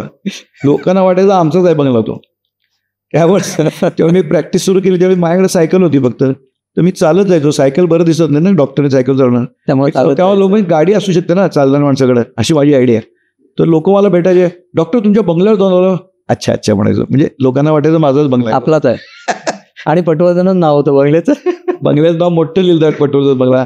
मी कशाला बोलतोय, मी आपलं एक असं कौलारू घरात माझं आपलं सुरू केलं, शिवाजीनगरमध्ये लिंगायत बिल्डिंग समोर. म्हणजे आमच्या याच्या मध्ये शेखरचं घर, पलीकडे आम्ही भाड्याने आणि चालत अशी प्रॅक्टिस सुरू केली. आणि माझं बघा, म्हणजे मी जानेवारी 17 एप्रिलला प्रॅक्टिस सुरू केली. अक्षय तृतीया होता 17 एप्रिल 80. 8 मेला माझं लग्न होतं, 8 मेला. आणि रिझल्ट माझा जानेवारीला. एवढ्या 3 महिन्यात माझ्या एवढ्या गोष्टी घडल्या. आता टेबल खुर्ची तर घ्यायला पाहिजे, टेबल आणि खुर्च्या. तर योगा बघा, भरत शाह स्किनचा स्पेशल इथला माहिती आहे, त्यांनी मिरजेतडी चांगली प्रॅक्टिस सुरू केली. ती चांगली झाली, मिरजेतली काय चालेल. मग तो मला 1 वर्ष सिनियर होता पुण्याला मेडिकलला. तो म्हटला द्यायचं, मला देतोच का म्हटलं. ते 1100 रुपयात मला टेबल, 4 खुर्च्या आणि ती सो कॉल्ड एक्झिक्युटिव्ह चेअर असते ना, ओके, त्या दवडा होती, पण ती मिळाली. 1100 रुपयात मिळालं सगळं, कारण त्याला नाही तर ते देऊन टाकायचं होतं. म्हणजे फेल झालेल्या प्रॅक्टिसला मी घेतलं पहिलं. दुसरं सांगतो गंमत, शिरट्टी नावाचे एक ऑप्थॅल्मॉलॉजिस्ट होते, जुन्या काळातली गोष्ट आहे, डॉक्टर लिमा आहेत ना त्यांच्या काळातली. त्यांची इथं काही प्रॅक्टिस झाली ना, त्यांनी सगळं सामान, त्यांचा भाऊ वॉल्चन कॉलेजमध्ये प्रोफेसर होता, वॉच्या इंजिनिअर. तुला माहिती आहे शिरट्टी? करेक्ट, माहिती आहे. आता गंमत सांगतो या शिरट्टीची. त्यांनी त्यांचं जे डोळ्याचं होतं सगळं ऑपरेशन, टेबल, नंतर ऑटोक्लेव्ह आणि ट्रॉली वगैरे, ते सगळं ते तिथंच राहत होते, वॉल्चन कॉलेजच्या याच्यातच राहत होते, कॅम्पस. त्याच्यावर नेऊन ठेवलं. मग या लोकांनी त्याच्यावर रेडिओ ठेवला होता, पुस्तकं. त्यांना काय त्याचं हे नाही नको. आणि शिरट्टी आणंदला गेली गुजरातमध्ये नोकरी करायला, फेल झाली प्रॅक्टिस म्हणून. ते म्हटलं श्याम काका तुला माहिती आहेत, माझे काका वॉल्चन कॉलेजमध्ये सिव्हिलला होते. ते म्हणले अरे काय तर त्या शिरट्टीकडे काहीतरी आहे, तुला काय उपयोगी पडतं बघ. मी गेलो, सगळं माझ्या उपयोगी घे. पण मग त्यांना दाखवलं नाही मला, पण महत्व आहे म्हणून. म्हणजे देता काय मला म्हटलं. ते म्हणले विचारतो भावाला. आणि त्यांनाही ते घरात नको होतं, आडगळ होतं. तर त्यांनी काही काय कुत्र बित्र वेळ लागला. ते 1100 रुपयात मला मिळालं सगळं. बघा मी सगळं सेकंड हँड फेल्युअर प्रॅक्टिस मी सुरू केली, एव्हरीथिंग सेकंड हँड. आणि इन्स्ट्रुमेंट होती ना, ती सुद्धा मला उधारीवर मिळाली. कारण मी KEMला असल्यामुळं KEMची इन्स्ट्रुमेंट मी एक सर्जिकल सरदार जे होता, वेस्टर्न सर्जिकल, त्याच्यावर जायचो, ओळख होती. मग म्हटलं इन्स्ट्रुमेंट मेरे पास पैसा नाही आहे. अरे पैसा मागा आहे की आपको. शीख लोक खूप दुंदार असतात, सगळी त्यांनी. फक्त ऑटोक्लेव्ह नव्हता माझ्याकडे अजून, म्हणजे इन्स्ट्रुमेंट स्टरलाइज करायला. गंमत सांगतो, आता मी म्हटलं आपल्याकडे एवढं कोण पेशंट कोणणार, आपल्याकडे येणं शक्यच नाही. 17 एप्रिल प्रॅक्टिस सुरू केली. माधवी त्यावेळी आमची अॅनेस्थेशिया करत होती सिव्हिलमध्ये, ती अॅनेस्थेशिया करत होती, भूल द्यायचं म्हणजे करत होती. तर 17 एप्रिलला कोण झालं नाही, गुरुवार होता. शुक्रवारी 18 कोण नाही, 19 शनिवार कोण नाही, रविवार 4 दिवस शून्य. ताई असं ताई आपल्या यांच्या आत्या त्या तिथं याच्यावर बसायचे, कट्ट्यावर बसल्या त्याच्या. मी तिथून 5 काय दिली, काही नाही. मग पुढं पुढे मी काय करायलो, बाहेर पडायचो, बघायचो ते कोणी बसले नाही तर बघायचो. So interesting. तर सुरुवात केल्या पेशंटच नाही काय करणार. आणि सोमवारी जबरदस्त डॉक्टर लिमे आपल्या इथले, त्यांना सॅल्युटच करतो. ते काय करायचे, फक्त 15 पेशंट बघायचे, 16 बघायचेच नाहीत. आणि ते 16 पेशंट माझ्याकडे किंवा पालखीकडे पाठवायचे. आणि तुला सांगतो, सोमवारी माझ्याकडं एक कॉम्प्लिकेटेड पेशंट त्याने पाठवला. त्याला म्हणायचं लेन्स इंड्यूस ग्लाकोमा, म्हणजे मोतीबिंदू फुटून काच बिंदू झालेला आहे, तो पाठवला. ते म्हणले मला डोक्यात ताप नको, कर. आणि माझ्याकडं काहीच नाही त्यावेळी. मग मी काय करावं, सुरुवात काय असतं, अशा पेशंटला प्रेशर कमी करण्यासाठी मॅनिटॉल नावाचं इंजेक्शन शिरत द्यावं लागतं. मग माझ्या सलाईन स्टँड्स नाही, पण त्या बंगल्यात कसं होतं, खुंट्या होत्या, खुंट्या होत्या. मग खुंटीला गॉस पीस अडकवला, ती बाटली बांधली आणि IV दिलं. आणि ऑटोक्लेव कसं करायचं, माझ्यासमोर झाडबुकी होता, बरं झाडबुकी, त्याच्याकडनं ऑटोक्लेव करून आणली इन्स्ट्रुमेंट आणि मी ऑपरेशन केलं. राधाबाई राडेवाडीच्या, म्हणजे अजून पेशंट पटका लागतात आहे. त्याचं ऑपरेशन केलं. आणि आता साहेब डॉक्टरने, माझ्या स्टाफ कोणच नाही ना, माधवीच टॉर्च घेऊन होती ऑपरेशनच्या वेळी. माधवी आपली टॉर्च घेऊन, आणि मधनं पल्स बघायची, कारण तोंडावर पांघरून घातलं तर पेशंट जेव्हा कळायचं कसं पल्स घेऊन. ती छोटी खोली, वर पत्रा, काय विचार मला, घाम यायचा. तर झालं. आणि रात्री झोपायचं कसं, बिलो डिग्निटी ना, पण डॉक्टरनी कसं झोपायचं, म्हणून बाबा आमचे, माझे वडील, मी झोपतो वडील, बाबा आमचे बाबा झोपले येऊन बरं का. आणि रात्री तिला दुखायला लागलं, बाबा वडील ते बघ पेशंट, हो मी बसलोय पण इंजेक्शन देऊन बरा गेला. ती पेशंट ओके झाली. मग त्यानंतर मात्र 8 मेला माझं लग्न झालं, तोपर्यंत एकही पेशंट आला नाही. सुखात गेले दिवस, पण पैसे काहीच नाहीत. एक मात्र मला गोष्ट सांगायची, त्यावेळी मात्र मी जरा माधवीवरती अन्याय केला. म्हणजे पुरुष प्रधान संस्कृती, काय पैसेच नाही, तो 350 रुपये वाढत येणार कुठं. तर तिला म्हटलं तू नोकरी कर, अॅनेस्थेशिया सोडून दे. राग आला असेल आता, काय आपले पुरुष लोक जरा, आता मला लक्षात येते, पण काय करणार. मग तिला अप्लाय करायला सांगितलं मेरज मेडिकलला. गंमत काय, सगळ्या पोस्ट रिझर्वला. मग म्हटलं अशी ब्रँच निवड की जिथे रिझर्ववाली येणारच नाही, अप्लायच करणार. तर फार्मॅकॉलॉजी नावाची ब्रँच आहे आमची, म्हणजे औषधशास्त्र. ते फार पाठांतर असते हो, कटकटीची ब्रँच असते ती. तिला कोण अप्लायच केलं नाही, अप्लाय केलं नाही, तेव्हा तिला मिळाली पोस्ट, फार्मॅकॉलॉजी पोस्ट. इतकी वाईट पोस्ट. मग तिच्यावर मी अन्याय केला, मला माहिती आहे, तिला फार पाठांतर, पण तिनं त्यात इंटरेस्ट घेतला आमच्या माधवीने आणि केलं नाही, MD रजिस्ट्रेशन घेतलं. शी बिकेम MD फार्मॅक, शी बिकेम लेक्चर, शी बिकेम इव्हन एक्झामिनर. 13 वर्ष सर्व्हिस केली तिने. त्या 1300 रुपयावर आमचं चालत होतं त्यावेळी. आमच्याकडे ॲक्च्युली आमच्या दोघांची गंमत व्हायची, एखाद दिवशी 4 पेशंट आले ना, 10 रुपये फी होती माझी. तर 4 पेशंट म्हणजे 40 रुपये उत्पन्न, म्हणजे भयंकरच केले. की आम्ही स्वरूप थिएटर त्यावेळी नुकतं निघालतं, तिथं जाऊन पिक्चर बघून यायचो. कळलं की नाही, एन्जॉयमेंट. काय सगळा पैशाचा खेळ असाच होता. आता म्हणजे पेशंटचा अनुभव सांगतो तुम्हाला. अरे बाप रे, जबरदस्त. तुम्हाला माहिती आहे, भैयासाहेब पालनपे त्यावेळी ही वॉज ग्रेट. आणि खरोखर प्रतिम सर्जरी त्यांनी. माझ्याकडे कोण येणार सर्जरीला, चांगल्या घरातली माणसं कोणी यायची नाही, माझ्या फक्त खेडेगावातली यायची. कारण मी खूप फिरत होतो, तासगावला जायचो, जतला जायचो, कुरुंदवाडला जायचो, अष्ट्याला जायचो, आयज टू मूव्ह. लिवनागिरी जायचो, कधी बस जायचो, आयज टू मूव्ह. आणि माझ्याकडे पेशंट दाखवायचे, ऑपरेशनला आलाय का, म्हणजे मग भैयासाहेबांकडे होतो, ऑपरेशन करतो आणि परत येतो. नंबर काढायला माझ्याकडे काढायला फक्त रुटीन आहे. आता एका पेशंटची तर खूप गंमत सांगतो. कधी गेलेली आता माझ्याकडे वेटिंग रूम अशी काय नव्हती, नुसतं एक पार्टिशन मारलं होतं, एक कॉरिडॉर होता, त्या एक फळकट होतं नुसतं एक, आणि तिथं. तर एक पेशंट माझ्याकडे बाहेर कोणी माणूस नव्हता ना, त्यांनी काय करावं माहिती आहे, कसलं चॅप्टर होतं, त्यांनी माझ्या कन्सल्टचं दारचं नुसतं उघडलं, पाऊल आत टाकलं नाही, नुसतं डोकं असं आत केलं. पिकलाय का बघा म्हणले, म्हणजे बाहेरच्या जाऊन करून येतो. याच्यापेक्षा किती हुशार पेशंटला जावा.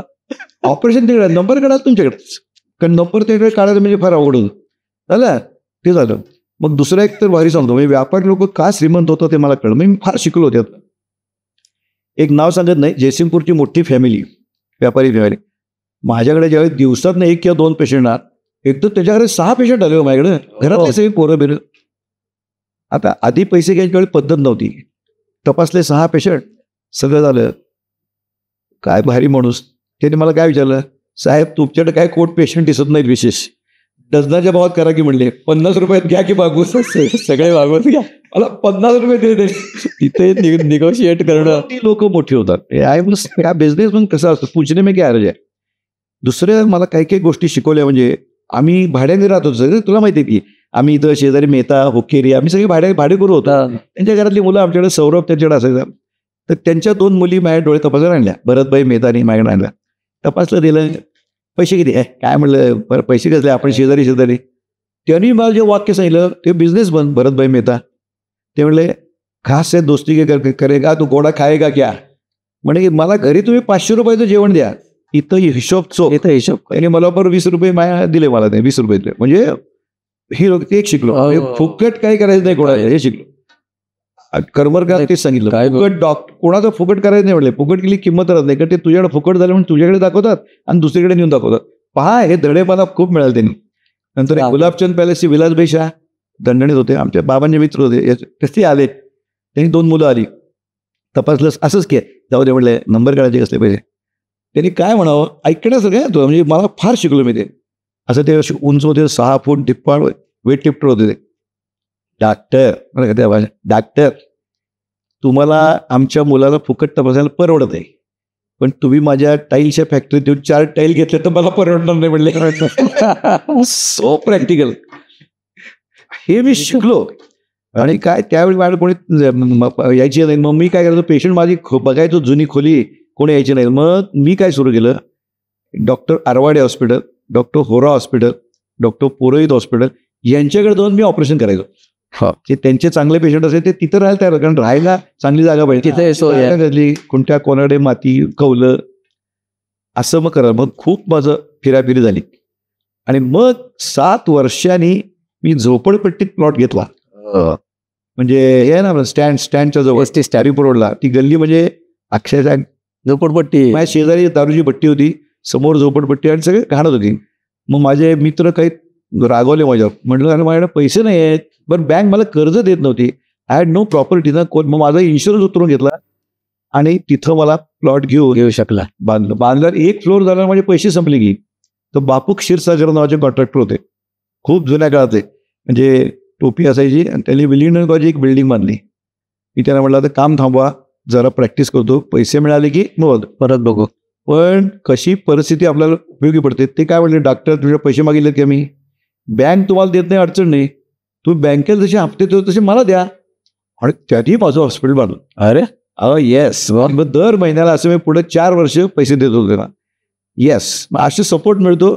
आणि मग मला तिथं काय स्पेशल रूम आल्या, हे आल्या, मग मला पैसे मिळाले, माझी प्रॅक्टिस पण वाटली. म्हणून त्या ओपनिंगला आला होता. या स्टेजला येतपर्यंत पिरियड जो 7 वर्षाचा गेलाय, हा किती स्ट्रगलचा पिरियड असेल हे इमॅजिन करणं कठीण आहे. विचारच करायचं नाही. मी आता दोपटी घेऊन जतला फिरायचो, डॉक्टरकडे जायचो, आणि दॅट वॉज यू कांट. आता मी ते कसं करू शकलो, उन्हातानात फिरायचो. आणि डिग्री मिळाल्यानंतर, आपले रजिस्ट्रेशन झाल्यानंतर, इंटर्नशिप झाल्यानंतर, स्किल चांगला असताना 1-2 वर्ष नाही 7 वर्ष अशी जावीत, हा पिरियड फार मोठा असतो. आणि तो सहन करणं किंवा त्याचा अनुभव घेणं हे सुद्धा मोठी गोष्ट आहे. नंतर तो चेंज आहे, तो सगळा हळूहळू पुढे सुरू झाला. करेक्ट. मग तिथं मला जरा आय स्टार्टेड बिकमिंग स्थिरस्थावर व्हायला लागलो. पण मग त्यावेळेस माझा उद्देश काय, घराला महत्व, कारण त्यावेळी मी स्पेशल रूम कन्वर्ट करून राहत होतो. घर नव्हतं माझं, ते स्पेशल रूम कन्वर्ट करून राहत. ओके, तू आला होतास तिथे त्यावेळी. तर मग तिथं मला नवीन शिकायची आवड, आणि म्हटलं आपलं ऑपरेशन्स उत्तम व्हायला पाहिजे, थिएटर उत्तम पाहिजे. That was my concept. त्या काळात मी फॅको इमल्सिफिकेशन ही जी बिन टाकायची ना शस्त्रक्रिया, या ती करणारा मी एकटा होतो अख्ख्या या, म्हणजे Kolhapur, Satara, Sangli, Karad, Vijapur, Belgaum, nobody was there. पुण्यामध्ये फक्त एकटा श्रीकांत जस्ट सुरू केली होती, बाकी मी एकटा. तेव्हा मी 29 लाखाचं मशीन आणलं. So I had very good results. असं डॉक्टर लोक माझ्याकडे आले, मग आपोआप नाव झालं. आम्ही जाहिरात अजिबात करायचो नाही. तुला आश्चर्य वाटेल, आजकाल केवढी जाहिरात करतात. आत्ता माझा मुलगाच करतो, कशाला सांगायचं. मी बिन टाक्याचं ऑपरेशन कधीच केलेलं नाही board, but word of mouth. मी तरी रात्री 12-12 प्रॅक्टिस करत होतो. जाहिरात माहितीच नाहीये आम्हाला, जाहिरातच करत नव्हता कधी. पेशंट टू पेशंट, हे ज्यांना कळेल तेच लोक जोडली जाणार, तेच पेशंट येणार. व्हेरी ट्रू, वर्ड ऑफ माउथच खरं. मी कधीही जाहिरात केली नाही. पण मला काम इतकं होतं की आमचे सगळे ओळखीचे लोक असेल ते 10 नंतर यायचे माझ्याकडे, कारण तोपर्यंत खेडेगावचे पेशंट संपायचे. 10 ते 12 मी ते पेशंट बघायचो, सांगली बघायचे. त्यावेळी 3-3 महिने लागायचे माझी अपॉइंटमेंट मिळाला. दॅट्स ट्रू, कारण मी एकटाच होतो. पण ते सगळं केलं झालं. आणि त्या काळात मात्र कधी पोहायचं बंद केलं नाही. रोज 45 मिनिटं अजूनही पोहतो, अगदी आज सुद्धा पोहून आलोय. तो फायदा झाला. हेल्थ चांगली तो फायदा आहे, फार महत्वाचा आहे, फार महत्वाचा आहे. आणि कुठलीही गोष्ट आपण कुठलाही विचार करतो, आपल्या जीवनाचे टप्पे अनेक असतात, आपल्याला माहिती आहे. प्रत्येकजण त्याच्या जीवनामध्ये काही टप्प्यावरनं जातच असतो आणि प्रत्येक क्षणाचा अनुभव घेतच असतो, हे आपल्याला माहिती आहे. हे करत असताना तब्येतीचं महत्त्व किती आहे हे सांभाळून त्याच्याकरता सातत्याने रोज काहीतरी करायला लागतं, त्याच्याशिवाय तब्येत चांगली राहत नाही. मग व्यायाम असेल किंवा आहार असेल, कुठल्या गोष्टी असतील, या सांभाळल्याशिवाय तब्येत चांगली राहत नाही. म्हणूनच ते आता ठणठणीत तब्येत म्हणून सगळीकडे वावरू शकतायत आणि व्यवस्थित राहू शकताय. हे कारण ते कळलं आहे, ते उशिरा कळून त्याचा उपयोग पण नाही आहे. एखादा आजार झाला आपल्याला, अमुक झालं की अरे आता मला सहन होत नाही, शक्ती नाही आहे, या गोष्टी सुरू होतात. पण त्या टाळण्याकरता काय करायला पाहिजे ते आधीच करायला लागतं. सुरुवात आपण दोघांनीच केली ना. केली आपण. मी 5 वाजता उठून जायचो, आठवतं समर्थ व्यायामशाळेत, हौदा खोदायचं, काय करायचं नाही, पण तो पोहायचं. ते सातत्याने चालू ठेवणं हे फार महत्वाचं आहे. कुठल्याही व्यक्तिमत्वामध्ये हे फार महत्वाचं आहे. मग बाकी सगळ्या उडी आपण नंतर मारू शकतो.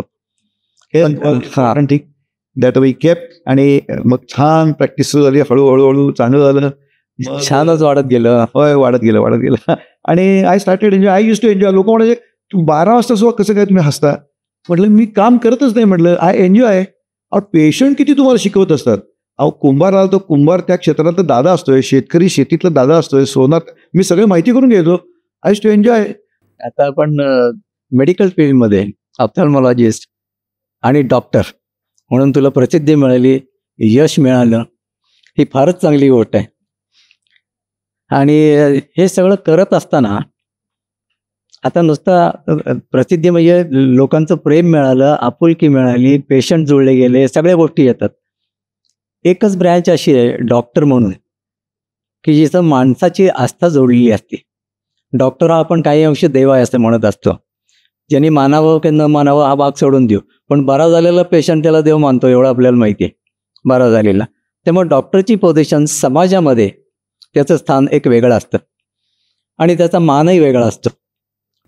तर असं असताना आधी याचा फायदा सामाजिक काम करण्याकरता काही मिळू शकतो का, समाजाकडं काही आपण केलं पाहिजे, आपण काही समाजाचं देणं लागतो, ही भावना मनात होती. म्हणून पुढचा प्रवास सुरू झाला का, की ज्यामुळे समाजसेवा, जीवनमूल्य अशा तऱ्हेचा प्रवास वेगळा सुरू झाला आणि टप्पा बदलला तुझ्या आयुष्यातला.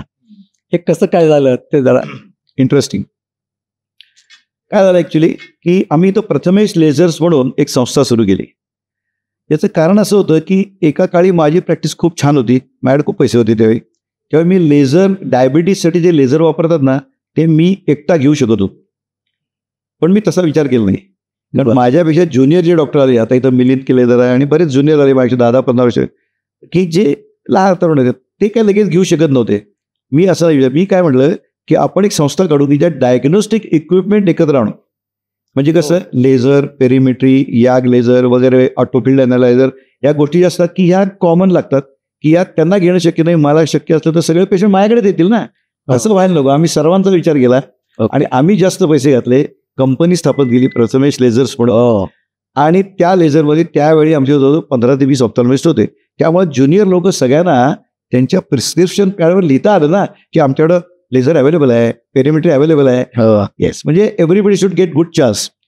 आता कसं झालं, पेशंट आमचे जास्त असायचे. मग माधवीनं फार सॅक्रिफाईस केलं.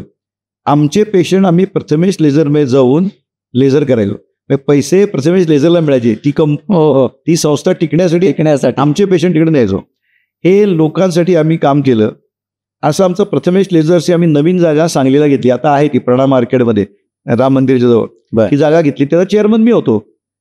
तर डॉक्टर कांती मोदी, तुम्हाला ते मोदी MC मोदी नव्हे कॅम्पवाले, नाही, हे डॉक्टर कांती मोदी हे गुजराती गृहस्थ आहेत, FRCS आहेत, लंडनला होते आणि ते KEM ला होते पूर्वी. त्यांनी आमच्यावर लेक्चर घेतलं होतं. अच्छा. त्यांनी भारतातलं पहिलं लेझर पहिल्यांदा त्यांनी आणलं, म्हणून मी त्यांना ओपनिंगला बोलवलं. मी चेअरमन असल्यामुळे बोलवलं, त्यांनी सगळं चेअरमन केलं. आय वॉज तिथं कलाटणी मिळाली. त्यांनी एक चिठ्ठी घेतली होता, मला म्हणले can we go to this place, Ram Mandir. म्हटलं राम इथंच आहे. मला कळे ना, डॉक्टर कांती मोदी, त्यांना मराठी येत नाही, गुजराती माणूस, इंग्लिश आहे. म्हटलं ओके विल गो. गेलो होतो. तिथं जीवन विद्याची सत्संग चालू होता. डॉक्टर सुभाष पाटील इथले प्रसिद्ध गायनाकोलॉजिस्ट, ते अध्यक्ष होते त्यावेळी. विजय पाटील वगैरे सगळे होते, सगळे माझे पेशंट होते पूर्वी. मी बघितलं त्याचं ते सद्गुरूंचं सत्संग चालू होता टीव्हीचं, आणि मग ते बोलले काय ते तिथं जरा हिंदीमध्ये बोलले, आणि मग म्हणलं चला मग घरी जाऊया. मला काहीच माहिती नाही काय भानगड आहे. घरी आले आणि त्यांनी मला क्रांतीच्या दिशेने नावाची सीडी दिली, जी त्यात सद्गुरूंचे प्रश्नोत्तर आहेत. बर.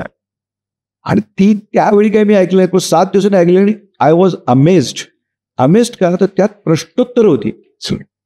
थोडक्यात माझ्या ज्या आयुष्यात घटना घडल्या त्या मला वाटायचं अरे आपल्याला काहीतरी दैवी देणगीवर गबळं आपल्याकडे एवढे पेशंट आले आणि हे झालं ते झालं, असं काही नसून कार्यकारण भावा मला त्यांच्या अरे मी सगळं अनुभवलं होतं, सगळं आय हॅड एक्सपिरियन्स इट. मला एकदम आवडली, जीवनाचे तत्वज्ञान आवडलं आणि व्हेरी सायंटिफिक, लॉजिकल आणि सेक्युलर आवडलं. बस तो विषय संपला.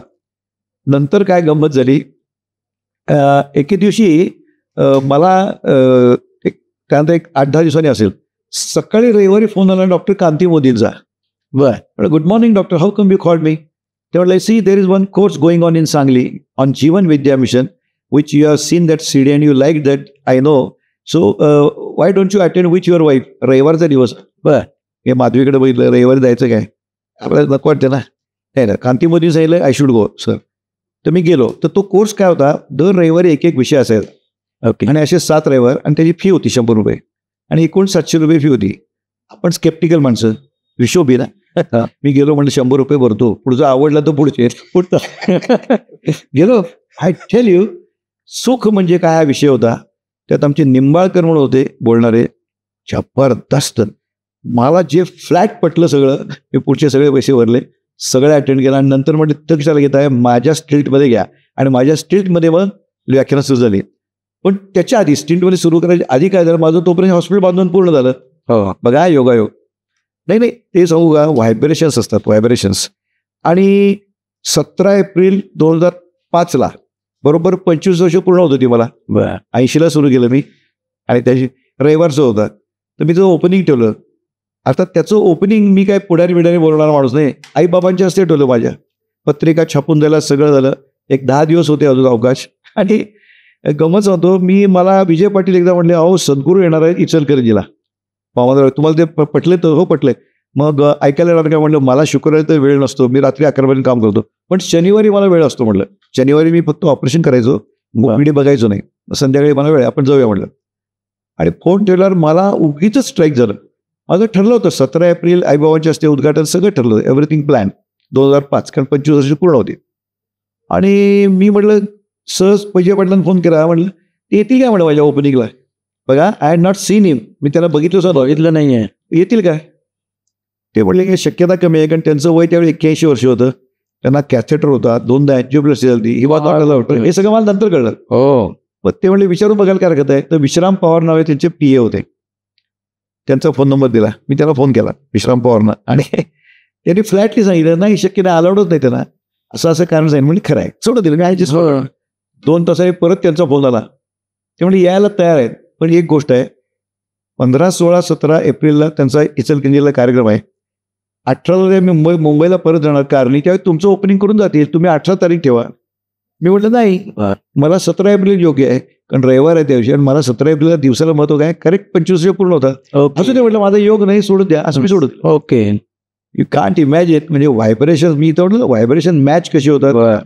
9ला फोन आला मला, सद्गुरू यायला तयार आहेत सांगली. काय सांगतोय, कॅन यू इमॅजिन? अरे एक वेळा केला त्यांना सद्गुरू डॉक्टर परत त्याशी. मग काय ही लोक खुश झाले, त्यांनी भावेनाट्य मंदिर घेतलं इमिजिएटली भाड्याने, तिथं सगळ्या एज्युकेटेड लोकांना घेतलं आणि नामधारकांना बाहेर बसवलं, आणि सद्गुरू तिथं माझं लेक्चर आहे. मी त्यात तेच सांगितलं, मला हे सगळं अनुभव आला म्हणून मला आवडलं, सांगितलं. माझं एक माझा व्हिडिओ आहे त्याचा. हो बरोबर, आय टेल यू. त्यांनी कंप्लेंट बघितलं, असे जीवन चिकटलो. आणि मग त्यानंतर मला काही शंका आली, मी डायरेक्ट फोन करायचो सद्गुरूला, डायरेक्ट फोन करायचो, आणि आमची वेवलेतच जोडली.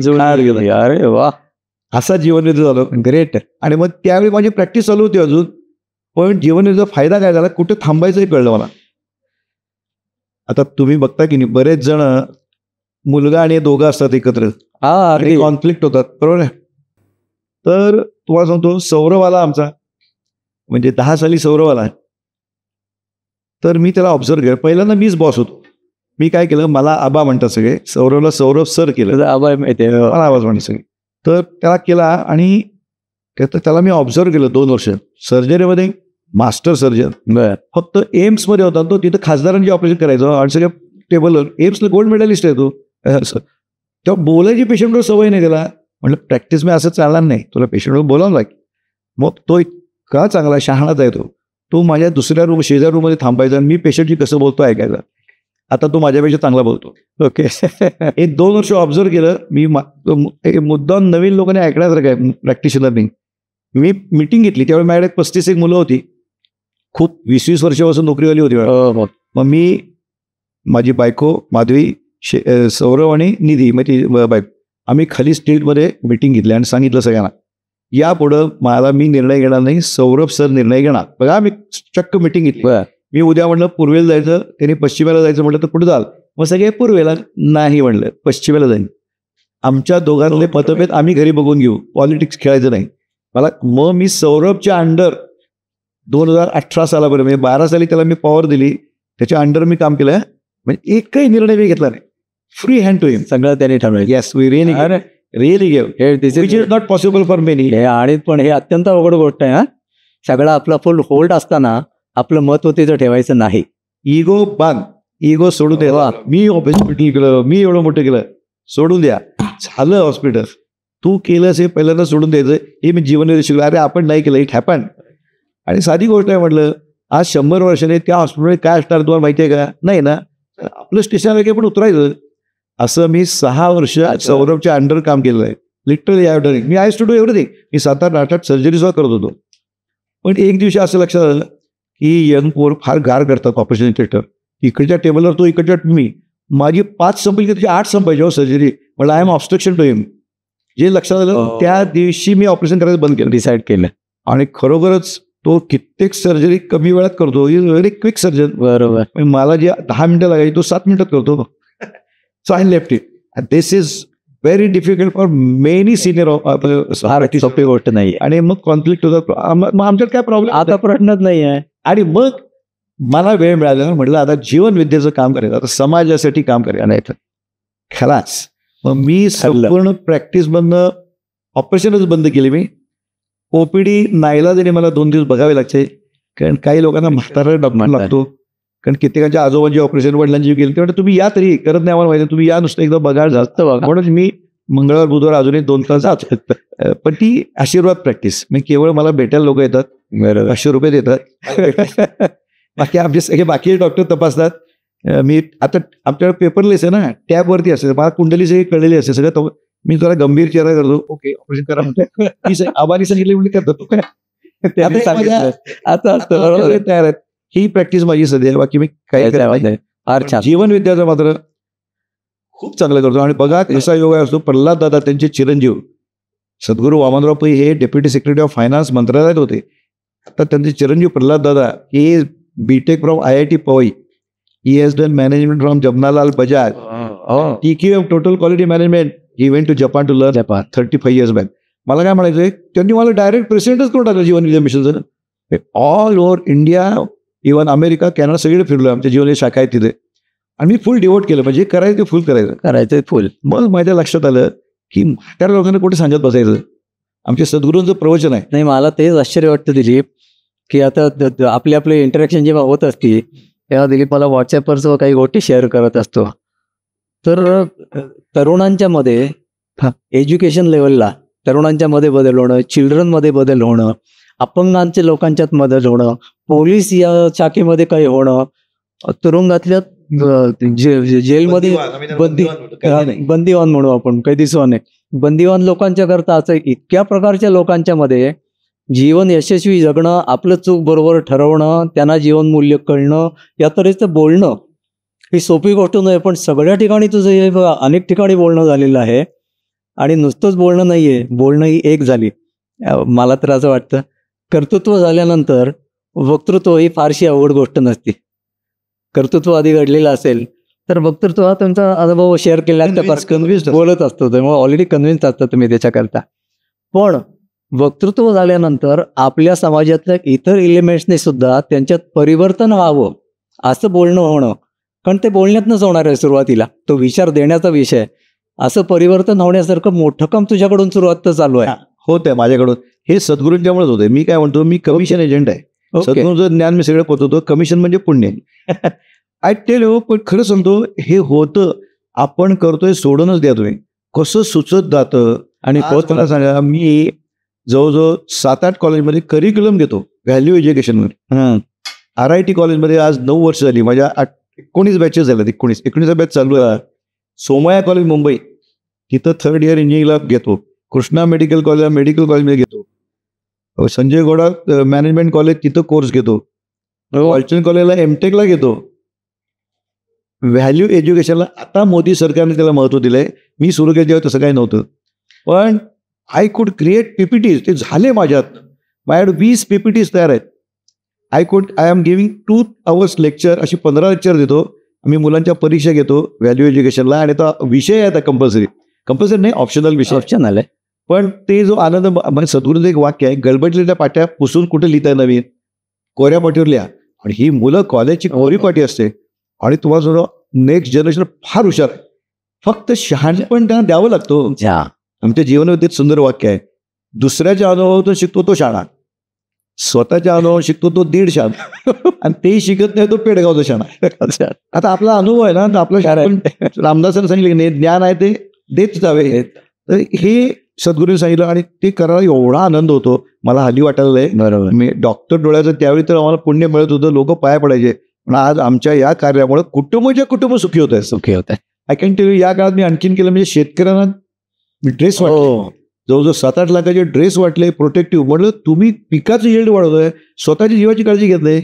खेडेगावात जाऊन मी डायरेक्ट आमची गाडी घेऊन जायचो, आणि शेतकरी जे काम करतात मालकाला भेटायचं नाही, मजुरांना ड्रेस वाटले. आपल्याकडे करता येईल ते करत राहिलं. मला लोक, आमचे क्लासमेट आहेत ना, ते म्हणतात कशाला असलं करत बसतो, काय फरक पडणार आहे.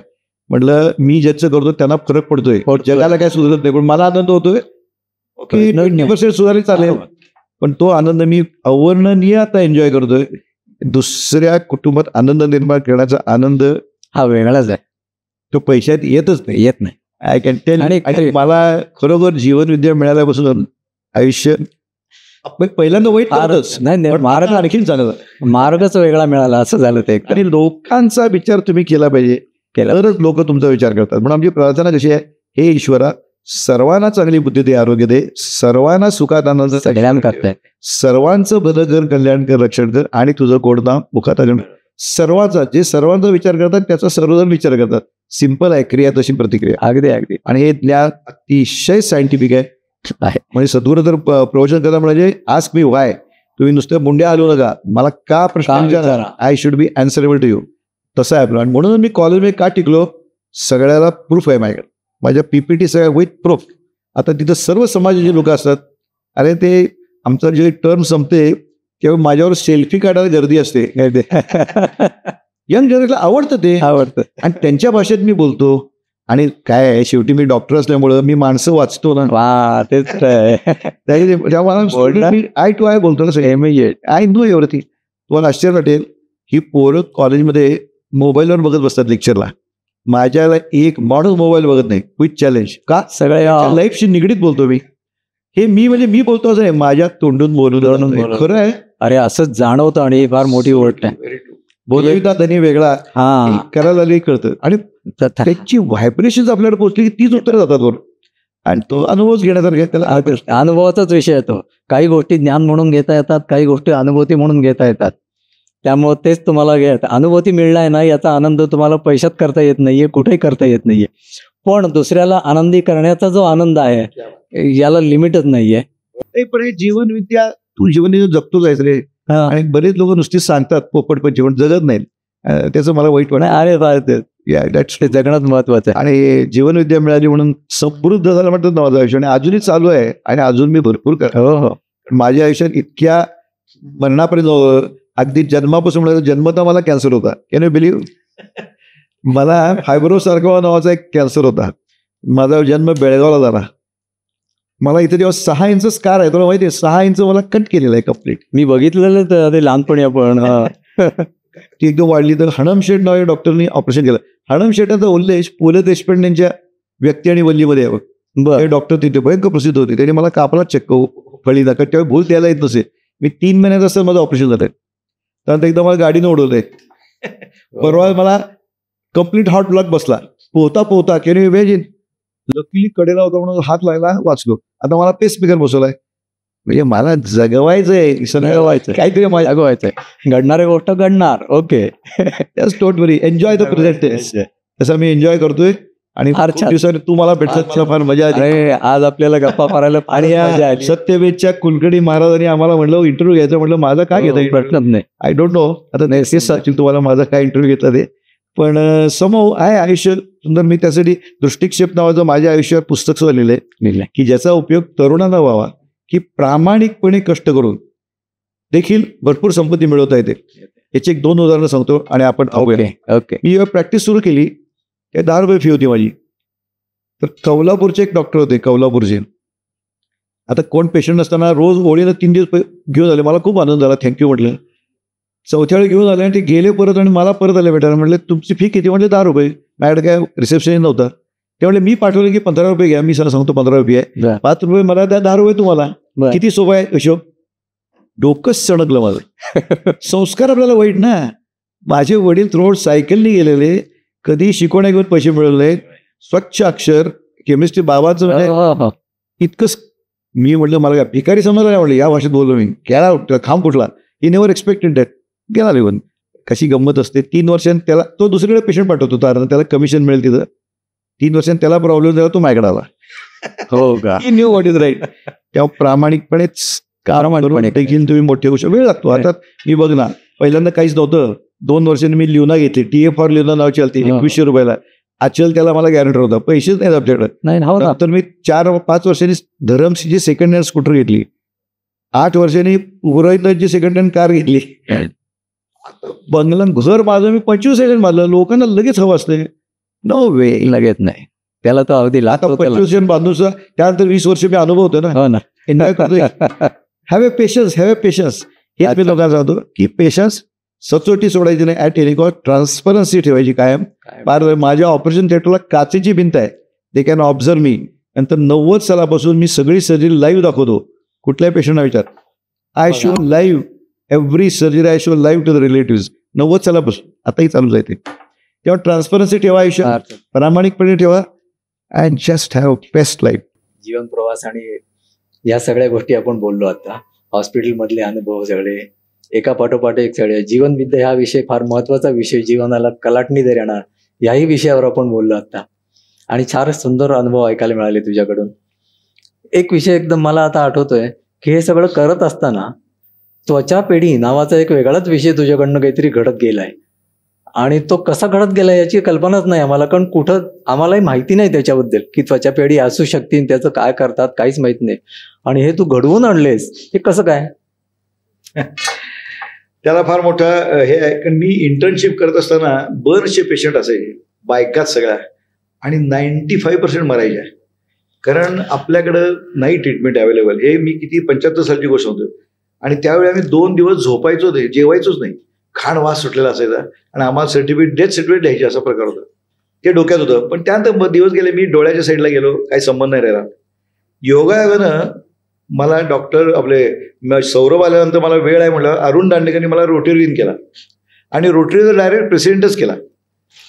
मग प्रेसिडेंटला काहीतरी कार्य करायला पाहिजे. मी त्याला स्पष्ट सांगितलं, म्हटलं रिमांड होममध्ये जाऊन उगाच नाश्ता वाटायचा आणि फोटो काढायचे असं काय मला जमणार नाही. केलं तर समाजासाठी काहीतरी करूया. आणि मग जीवनविद्येचा एक सिद्धांत आहे, अंतर्मनाची शक्ती जर प्रचंड असेल तर it can move earth and heaven. आकाश पाताळ एक करून घडवून आणते. मग म्हटलं आपण, माझी क्लासमेट माधुरी भावे, तिचं आता नाव माधुरी गोरे, ती मुंबईला प्लास्टिक सर्जन आहे. तिनं सायनला भारतातली पहिली स्किन बँक सुरू केली. माझ्या डोक्यात ते जागृत झालं की अरे आपण या पेशंटला आपण काही मदत करू शकतो का. मग मी सगळी माहिती घेतली. तर ऐरोलीला डॉक्टर केसवानी म्हणून आहे, त्यांची स्किन बँक आहे. तिथे सगळी जाऊन भेटून आलो, करायचं ठरवलं. आता मी प्रेसिडेंट होतो त्यामुळं रोटीच्या लोकांना माझं ऐकून घ्यायलाच पाहिजे. मी दरवेळी स्किन बँकेचा विषय काढला की ते नमस्कार हात जोडून तेवढं सोडून बोला, कारण स्किन बँक हा काय फायद्याचा विषय नव्हे ना, हा नुकसानीचा विषय आहे. मी म्हटलं नाही, स्किन बँक करायचीच. बघा, चांगलं काम करत असेल तर काय योग असतो. आम्हाला 65 लाख जमवायचे होते. 65 लाख रुपये. तर मी कंपल्सरी घरी मीटिंग बोलवली एक्झिक्युटिव्ह मेंबरची. सगळे आले आणि राजू गडाव तिथं आहे, राजू गडाव इथं मोठं त्याचं हे आहे जुबिली वगैरे.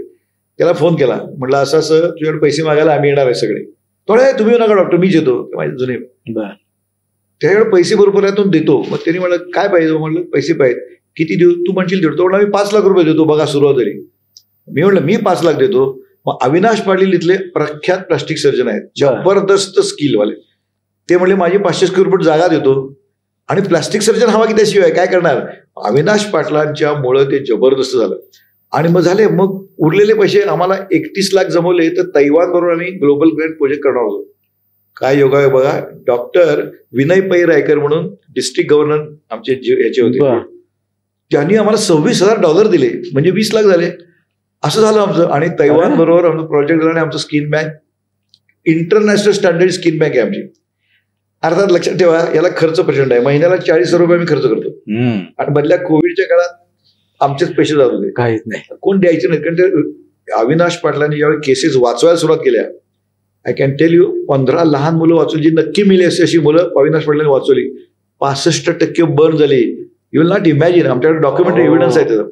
ती झाल्यावर मग दर वाढदिवसाला आमचे रोटेरियन लोक 10,000 15 असे द्यायला लागले. मग आमचा मेंटेनन्स हळूहळू चालायला लागला. असं ती स्किन बँक सुरू. आणि आतापर्यंत मला खूप आनंद वाटतो. एकूण 100च्या वर लोकांना फायदा झाला. स्किन ग्राफ्टिंगला होतो. आणि विशेषतः मुली असतात ना, ते ऍसिड फेकतात बघा, त्या बऱ्याच झाल्या तरी विद्रूप होतात. आणि त्या युजली 75% मुली आत्महत्या करतात. त्यांना जर स्किन लगेच बसवली तर पहिलं सौंदर्य प्राप्त होतं. याचं कारण स्कारिंगच होत नाही. असा स्किन बँकचा उपयोग आहे. माझ्याकडे सगळ्याचे फोटो सगळं प्रूफ आहे. हे केवळ पुण्य. लोकांना काय करतात, कशासाठी पुण्य मिळवतो म्हटलं, पैसे मिळवत नाही, पैसे घालवतो म्हटलं मी. मला 40,000 वर्ष खर्च करायला पाहिजे. लोकांना नाही दिले तर आय हॅव टू स्पेंड. पण मी ते पुण्य मिळवतो. पुण्याची किंमत काय ते जीवनविद्यामुळे मला कळलेली आहे. आणि इट इज वर्किंग. आता सांगायला छान वाटतं की आतापर्यंत 99 लोकांनी त्वचादान केलेलं आहे. आता 100 होईल पुढचं. त्यावेळी मी परत बातमी देणार आहे. ओके. पण दॅट इज जस्ट पुण्य मिळवणं. दॅट्स ऑल, काही नाही. End of it. असं स्किन बँक भारतातली 8वी स्किन बँक आहे. तुम्हाला आश्चर्य वाटेल, पुण्याला नाही अजून स्किन बँक. सोलापूरला नाही, कोल्हापूरला नाही. आणि दॅट वी हॅव डन. फार छान. आणि मला खूप आनंद वाटतो. त्याचं आम्ही सगळ्यांचं सहकार्य आहे, रोटरीचं सहकार्य आहे. पण पॅशन माझी, माझ्या अंतर्मनातली शक्ती मी वापरून आणि प्रयोग करून बघितला. आणि it has become successful, going on well.